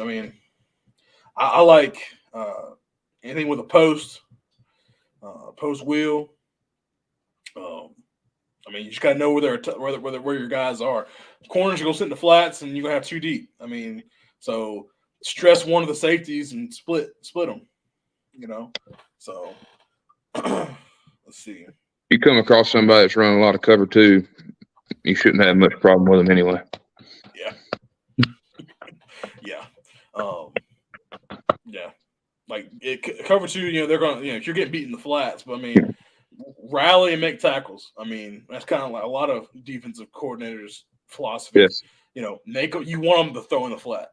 We're going to make them throw it where we want them to throw it. Yeah. If you want to throw it down there, that's fine. You can do that all game because there's not an offensive coordinator that I've ever come across who's going to take a 4 yard gain on a pass the whole game. Yeah. They're going to force one in there. They're going to make a mistake. But rally and make tackles, just like you said. It's hard. Like we played a true 4-4 team. They were man in cover three, right? And we would try to throw four verts, and they carried seams very well. So the short routes underneath of the corners were there all game. Bubbles were there all game. But quarterback just got bored, and that's what happened, man. Yeah, it's like you got to try to keep them focused. Like we're running on them, but they're giving us pretty much 8 in the box. Like those outside linebackers are pretty much playing in the box. So those bubbles and those hitches are there. Throw them like that, and the some kind of flood. 3-man flood stuff should have been good. Yeah. If they stayed in that, just make them move and let your quarterback. You got a run option on that too. So.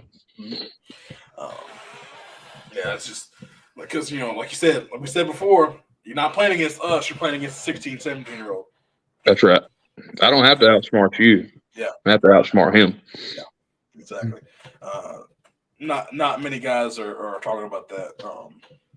And also, like you said, you're gonna find my worst offensive lineman, and I'm gonna find your worst defensive lineman. I'm gonna run at him. It goes both ways. But yeah, it's not it's not real complicated as far as what we're doing. Everybody's doing the same thing. It's just how you teach it and can the kids grasp it. My biggest thing is don't confuse work with progress. If you're out there 3 hours at practice, it doesn't really matter. If you can do that all day, but what did you accomplish? You could be out there for 45 minutes to an hour and they just soaked all this in. You've had a lot better day than you were out there. You know what I'm saying? Yeah. So don't confuse work with progress. Me personally, I think if you're out there more than 90 minutes to 2 hours, you're going to lose kids anyway. just because they're. I mean, it's going to happen. Hell, it happens to me. If I'm sitting in the meeting longer than that, I'm like, all right, I've shut it off. So I mean, just high energy. Get what you can get in without it starting to drag. If that makes sense. And let the kids have fun. Oh, 100%. Like we'll do have like the linemen try to catch punts or do like one-on-ones with skill guys, like board drill with skill guys, do like one-on-ones in the end zone, let the linemen be like receivers and stuff. Like, well, have fun, get them out of position.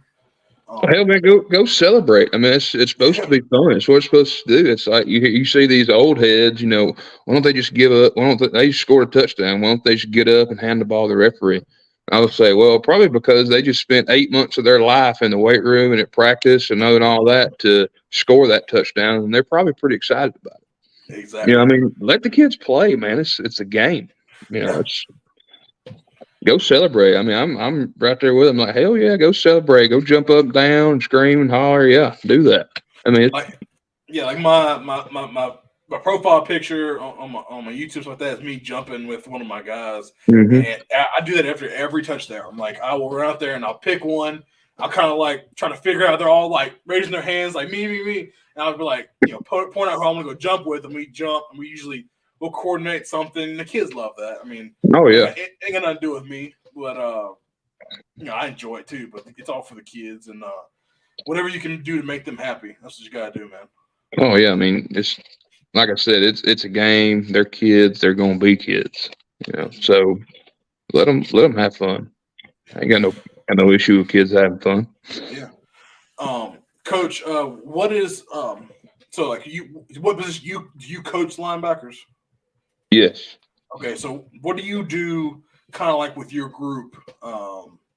Whether it be like kind of a bonding type deal or trying to like make them feel special, like a subculture type deal. What do you do? Oh man, I mean, I do the weight room, so I'm with these kids 365 days a year. Yeah. And when I'm pissed off, they know I'm pissed off. But at the end of the day, I think they would all run through a wall. If I told them to run through a wall, they might not run through the right wall, but a wall will be run through. And it's ever since we've been there, it's just instilling that. But I don't really do anything with the linebackers apart from the defensive lineman or anything like that. I just want as on the the offense too. But man, the defense know that they're my boys, and whatever anybody got anything bad to say about my boys, they can come say it to me. Just stuff like that. Just so make sure the kids know that you love them. Yeah, you got their back. That's awesome. Yeah, I was telling one coach was asking if I did anything, and I do. We'll have like a bonfire. I'll have like the O line over, and oh yeah. One thing I want to do this year is I don't know if you ever heard this, but like tell the kids to write their own obituary or how they want to be remembered. And I love that, but I'm gonna do it as well. How does Coach Tatum want to be remembered as a coach? How does he want to be remembered as a man? So then I can kind of like show them an example. And so like, what do you want to be remembered as? Do you want to be remembered as a hard worker, a great teammate? Like you were strong, fast. You were tough. Like, what do you want people to say about you? And then we'll turn that into some goals. Things to work on in the off season, work on during the season, stuff like that. So I love stuff like that. Oh yeah. Yeah. Well, guys, if anybody has any questions, make sure you drop them in the chat. If you want to come on and talk, hit me up on Twitter, and I'll send you the link. We can get you on here. You can hang out. But Coach, no obligations. You can stay as long as you want. You can go whatever you want to do. No, I got a upset youngin in there that needs Day to read to her. So I enjoyed it, man. Anything I can do to help you, just let me know. Yes, sir. I appreciate you a lot. All right, man. Take it easy. All right, you too. Yeah, guys. Coach Simmons, great man, right there. He did a graphic for my first coaches clinic, which I feel really bad because, I mean, he did. I recognize pictures, profile pictures, And so if he'd had his picture on his thing right here, I'd be like, oh yeah, I know who that is. But like the name kind of threw me off. But yeah, I figured out who it was. Guys, I'm loving these live streams. I really am. And I'm loving guys coming on and talking. Um, it makes me feel like it's worth it, right? To be pushing through. What I do is not hard, so not like I'm whining or nothing. But anyway, if you have not, make sure you sign in, man. Check in with me. Tell me who you are, where you coach at. I'd love to know. And then if you want to come on and talk like Coach Simmons was, make sure that you hit me up on Twitter, just like that banner says right there. We can get back to watching more film if y'all feel like it, or if y'all have questions, we can talk about it. But it's almost midnight here on the East Coast. All 5 of y'all must not have lives because y'all hanging out with me, but I appreciate it, right? Holla at me. Let's post something in the chat. What is his Twitter? I will put it right here. Let me see. Where's my phone?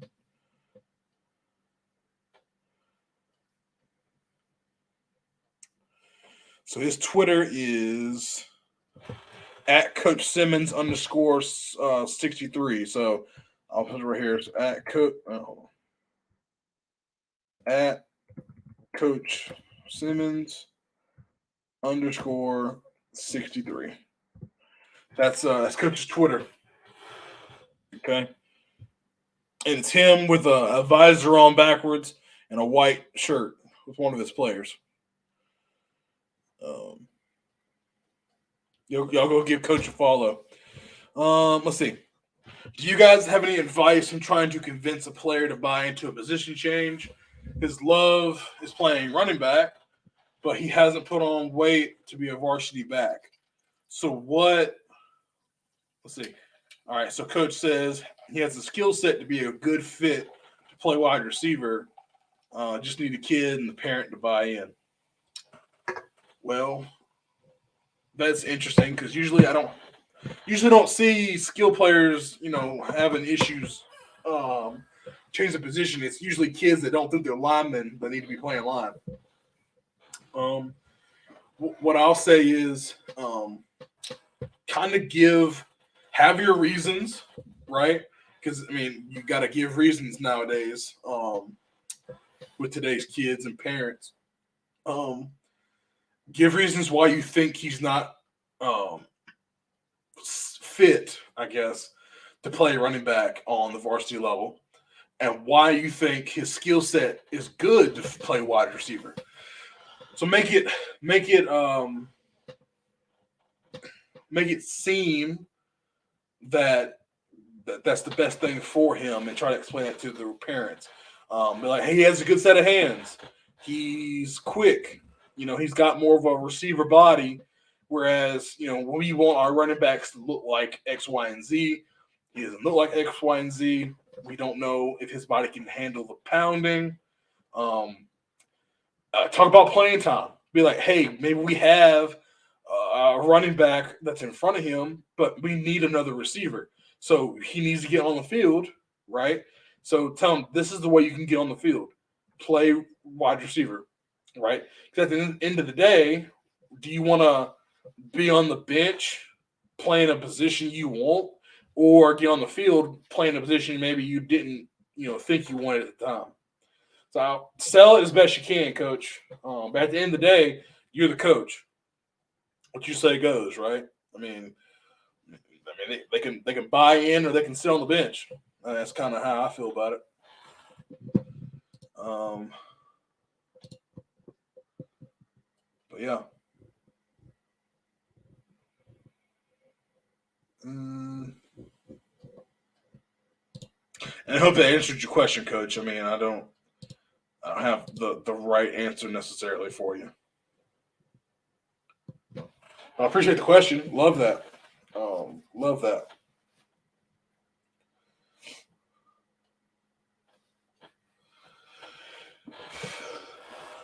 And again, if because you want to come on and you want to talk, we'll talk about it. I don't know if you follow me on Twitter or not, but if you do, DM me and you can come talk about it if you want to. Because you have an interesting last name. I would say Ludovico. Hopefully, I didn't just butcher that.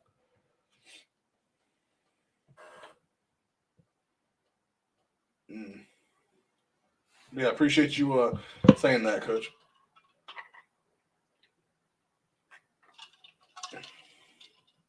But yeah, all my experience has been usually it's a big kid that thinks he's a tight end, and he's really not.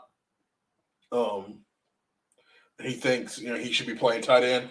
Well, I'm like, listen, bro, tight end is really just a third tackle, so you might as well go ahead and play tackle because I mean I'll throw it to you maybe a little bit, but you're not a receiver. He said I pronounced it perfectly. Boom, come like that. Okay, Ludovico, I love it. You're 100% Italian, probably. You're a Jets fan, so sorry for the heartache. If you haven't, guys, make sure you share out the stream. Make sure you like, make sure you comment, make sure you subscribe, guys. I gotta make sure. I gotta look see where we're at. The goal is 1,000 subscribers by the time school's out. I think it's June 12th. School is out here because I am at 627 subscribers. Y'all are awesome. Y'all are awesome.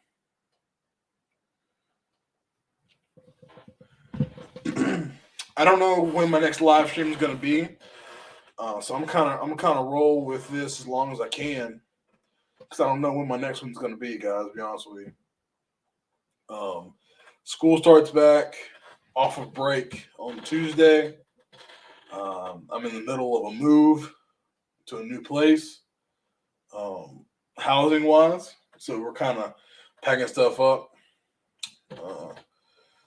I'm going to a place that doesn't have the best internet, so I don't know when the next live stream is going to be. So I'm really enjoying this. So right now, you got me while I'm here. Holla at me. I might hop back and do a little bit of film. Oh no. I thought I was gonna be able to pull up my Louisville film and watch my boy Lamar Jackson do his thing, but the files are corrupted. That sucks. All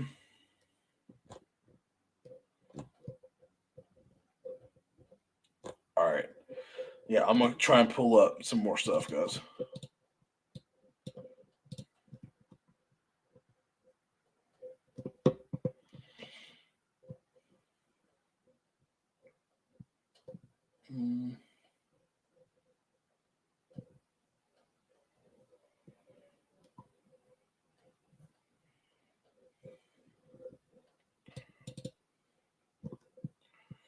Let's see. All right. What we got? Do I have that? I do. Ooh, let's watch that. Let's watch some of this. Please work. Don't be grainy. Don't be grainy. Let's see if it'll come up.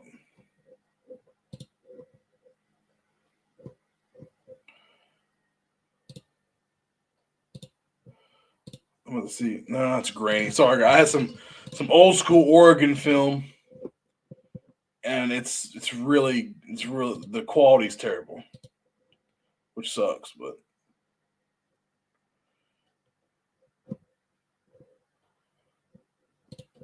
let me just go to YouTube. For those that don't know, you can just go to YouTube and just put in all 22 film, and there's a playlist. It's got some. I mean, it's got like 99 college clips.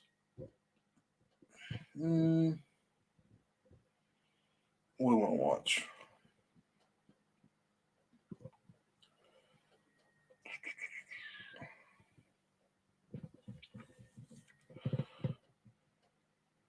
We can watch a little old school Baylor offense. Ooh, some Art Briles stuff. All right. I don't know how good this is gonna look, but we're gonna try it.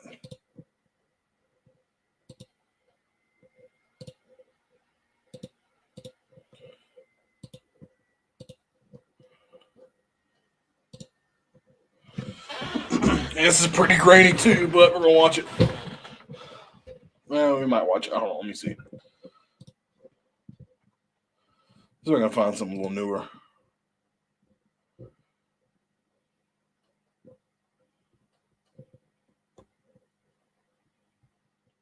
Here we go. FCS football, guys. I love. This is not all 22, but well, that sucks.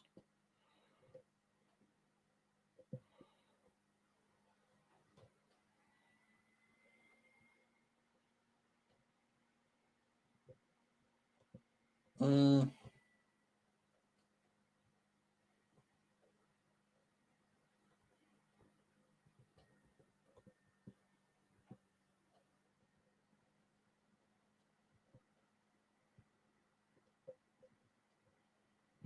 New Mexico's offense is really good. If you've never seen that, get through this ad real quick.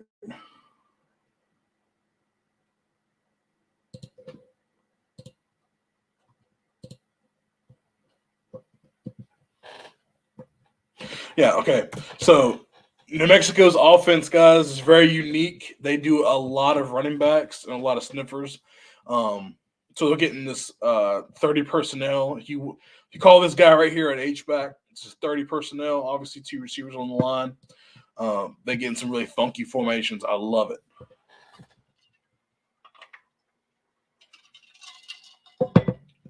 They run triple. They'll run veers with that.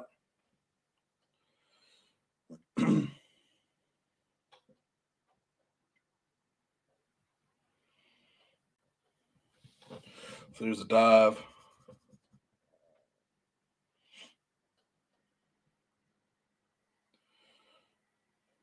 So we got a little backside tight end.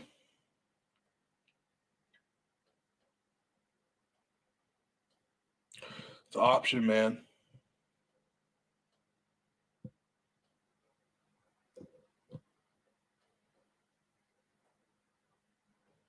So they read this is kind of like midline. They read that inside guy. Okay, came out.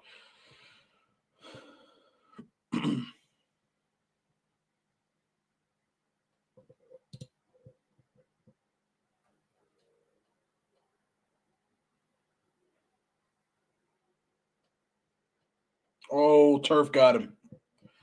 Ooh, turf got him.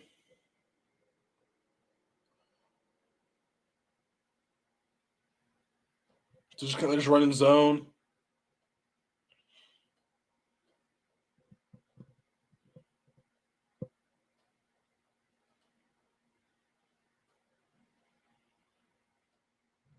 Guys, if y'all have any offenses y'all want to watch, let me know. We'll try to find it.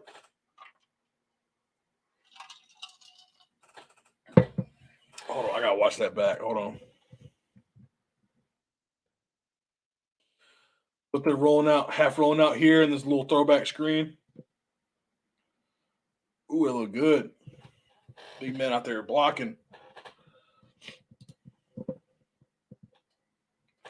Post in the chat. Who are your favorite teams to watch, offensively or defensively? We got defensive guys in here.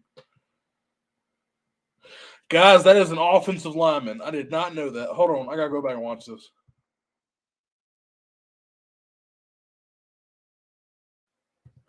Okay, so they're in an unbalanced formation. Okay, so they got obviously 2 guys on the left of the center. So guard, tackle, tight end, wide receivers on as well. So this guy right here is eligible, and he's in a tackle number. This is college, so they don't care. He's number 71, right? So they're gonna go boot over here. He just dropped to his zone, but they're not worried about it. That is awesome. I didn't see that. Big boy catching the ball. I absolutely love that.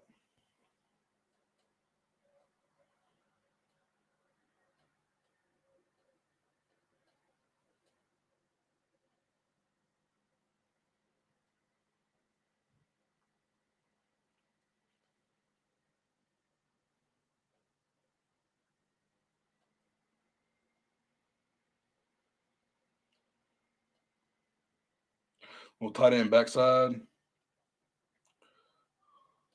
Little double handoff. Pass. Out of bounds. Hey, if he'd have kept that, he might have gotten some yards. If he'd have came out full speed running and still trying to throw it, he might have gotten a little something on that. Said our head coach says our head coach is a big Lincoln Riley guy. I really like Lincoln Riley as well, Coach.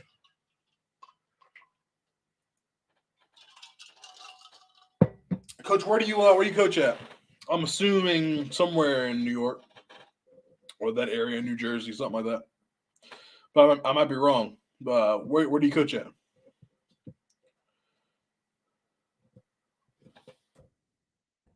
Watch this over again.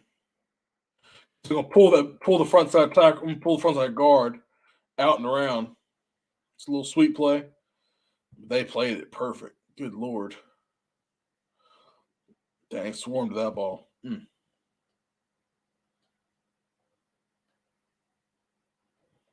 A little bit like a pin and pull type deal. They didn't pull the backside guard that he just cut. Here you go. A little I formation pistol.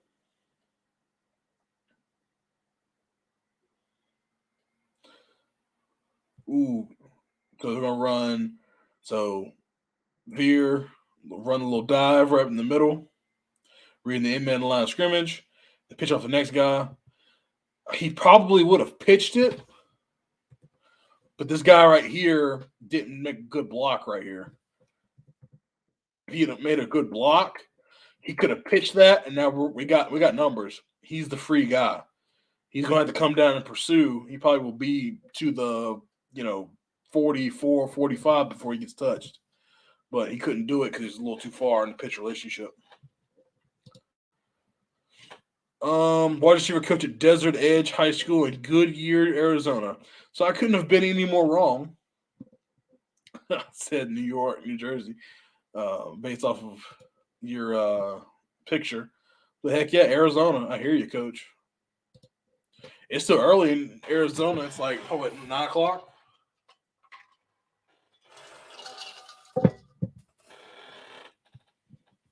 Unbalanced again. Got 2 on the right side of the center. Got 2 on the ball up here. He is ineligible. He is eligible.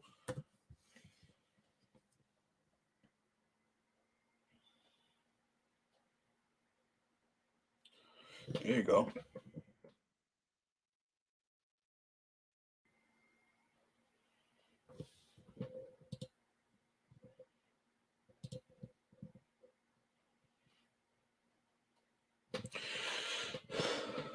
Like I said, I'm just watching film, guys. And I like to do this. It doesn't drive my wife crazy, but she's like, she just doesn't understand. She's like, how can you just watch ball? I'm like, because I'm learning. That's what excites me. I'm learning. Like that unbalanced backside tackle screen just made me excited because I've never seen that before.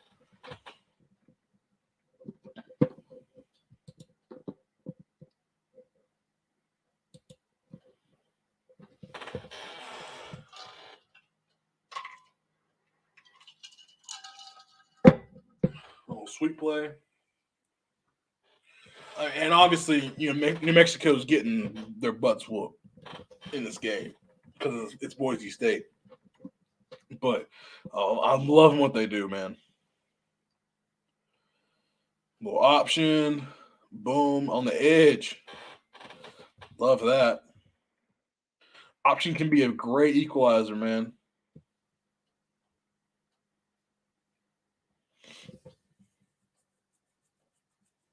Especially if teams don't see option a lot.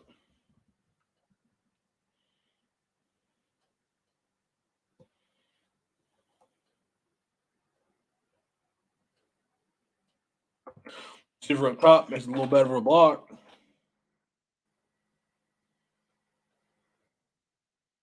I have something right there.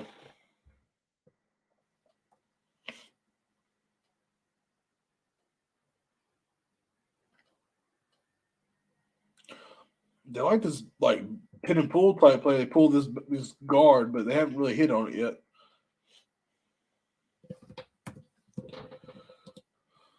All right. Play back to me.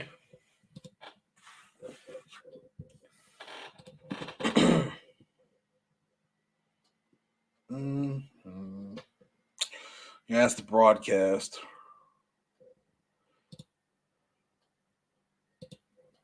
Let me show y'all some stuff I like. Let's see if I can find this.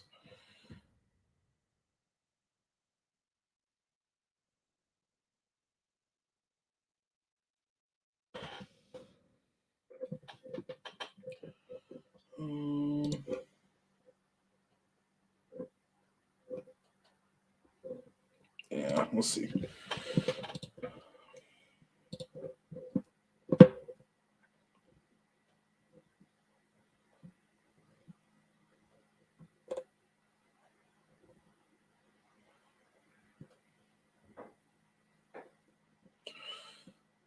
I guess I can show y'all what I'm doing, man. The big deal. I'm just searching for film.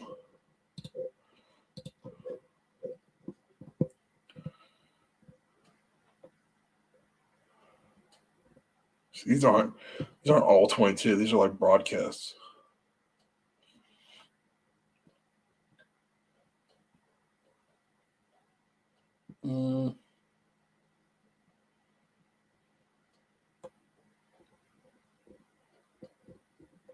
I know we can do it. Hold on. Well, versus the one-on-ones. I love doing this. I ain't doing that bull crap though. Hold on. Senior Bowl. if you're an OLDL guy, this will be fun. Let's coach up these young guys.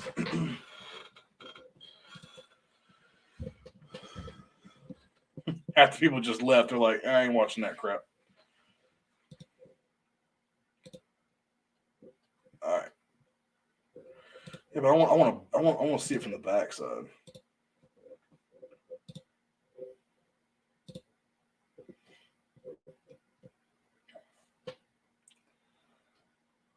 There we go. Let me take Coach's comment off real quick. There we go. All right, so left tackle right here. Good set. Oh, don't let him get back inside on you. Go back on that. Oh, he's going to set really nicely. And then he just extends and then works inside. Keep him outside.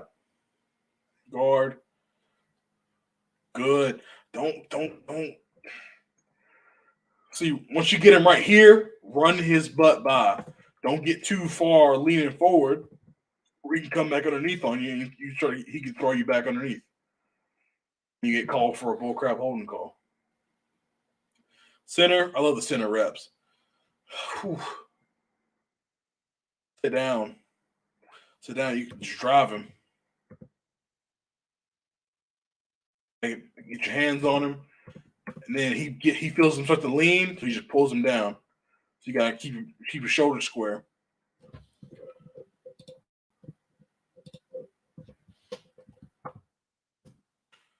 Right guard. Keep moving your feet. You gotta set out. So he's getting around him. He's sitting there holding him around the neck because he gets too far.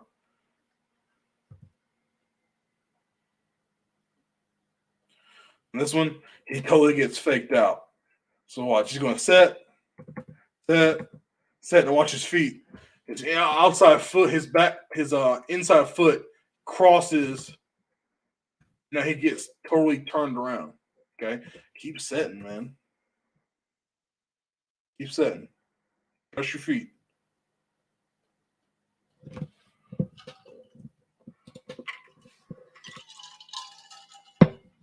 Alabama guy. Pushing backfield.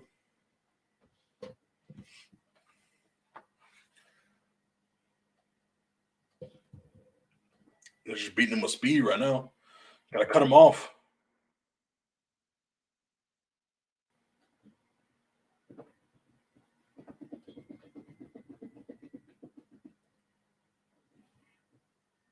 Good job, center. Good job.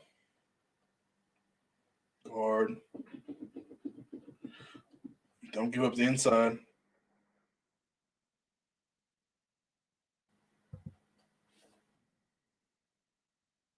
Tackle. Keep setting. Keep setting. So he fakes like he's gonna go inside. Who cares? Your inside hand is there. Now all you try to do is just give a head fake like he's gonna go inside so he can go and beat you back outside. And then he stopped setting. Stop setting. Oh, stopped his feet. Keep going. Yeah, he put him on the ground, but he got beat around the edge. Good job. Keep your hands on him. When guys go to spin, beat their back. Boom, boom, boom, boom, boom. We'll move with them.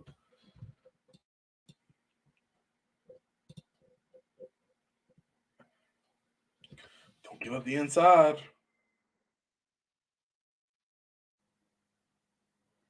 He recovered, though. Was inside, drive his butt. Good. Good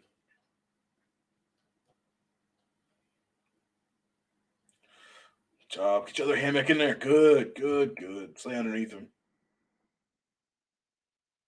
See him hop back. So he's getting bull. Hop back. Get your balance back underneath you guys.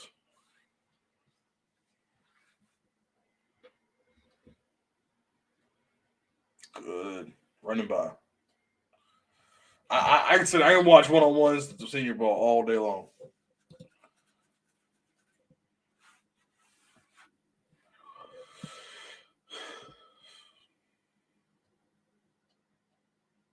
Good. Whew. Right here, boom, he goes inside. Now, as soon as he starts to go inside, now you need to get your feet back underneath you in a great angle. Okay, so this leg needs to step here. This leg needs to step here, and you need to keep your head on his right side and drive him on an angle back towards over khaki pants over here. Don't get pulled down. Good job. That's pretty athletic. He slips a little bit. Then he's able to get his feet back underneath him and recover. Like that.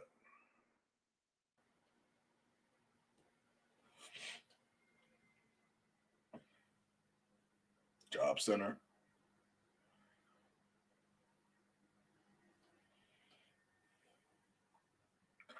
Good. Hey, only thing this is a good rep. Only thing I would do, he hops back. Now start driving him back towards the line of scrimmage. Get your feet going, vertical, and let's get him out of the backfield.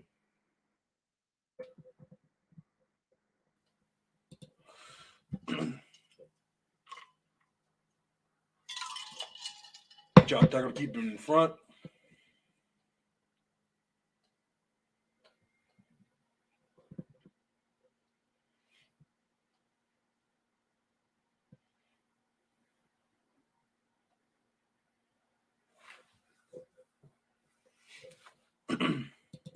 Yes, for instance, it's one-on-ones, guys.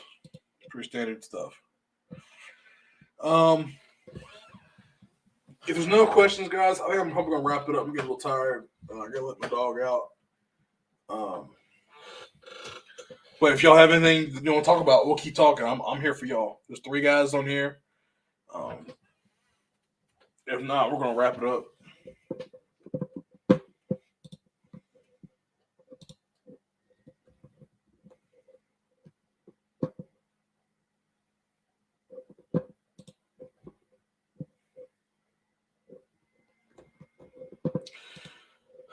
I'm back under 4,000 followers again. I mean, these fake accounts, these accounts that are trying to get you to follow them and then they unfollow you, they're so annoying. So now I'm back at 3,999.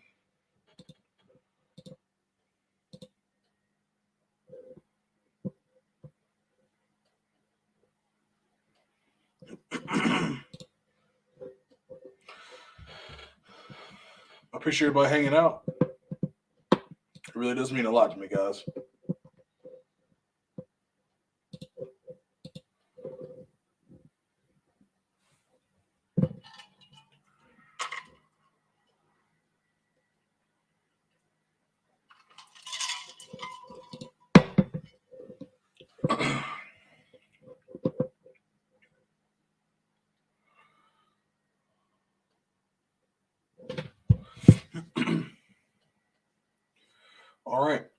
nobody's got anything to say. That's cool.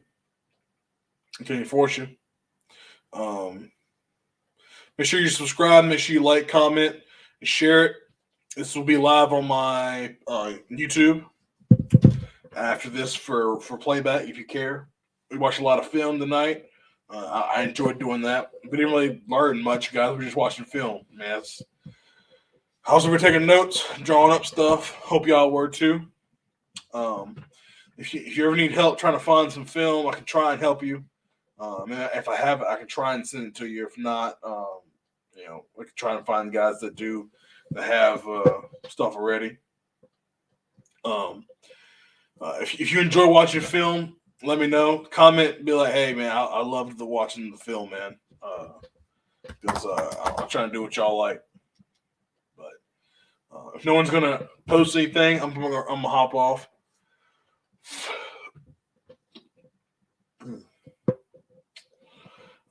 For everybody that celebrates it, happy Easter. It is Easter Sunday, April 9th.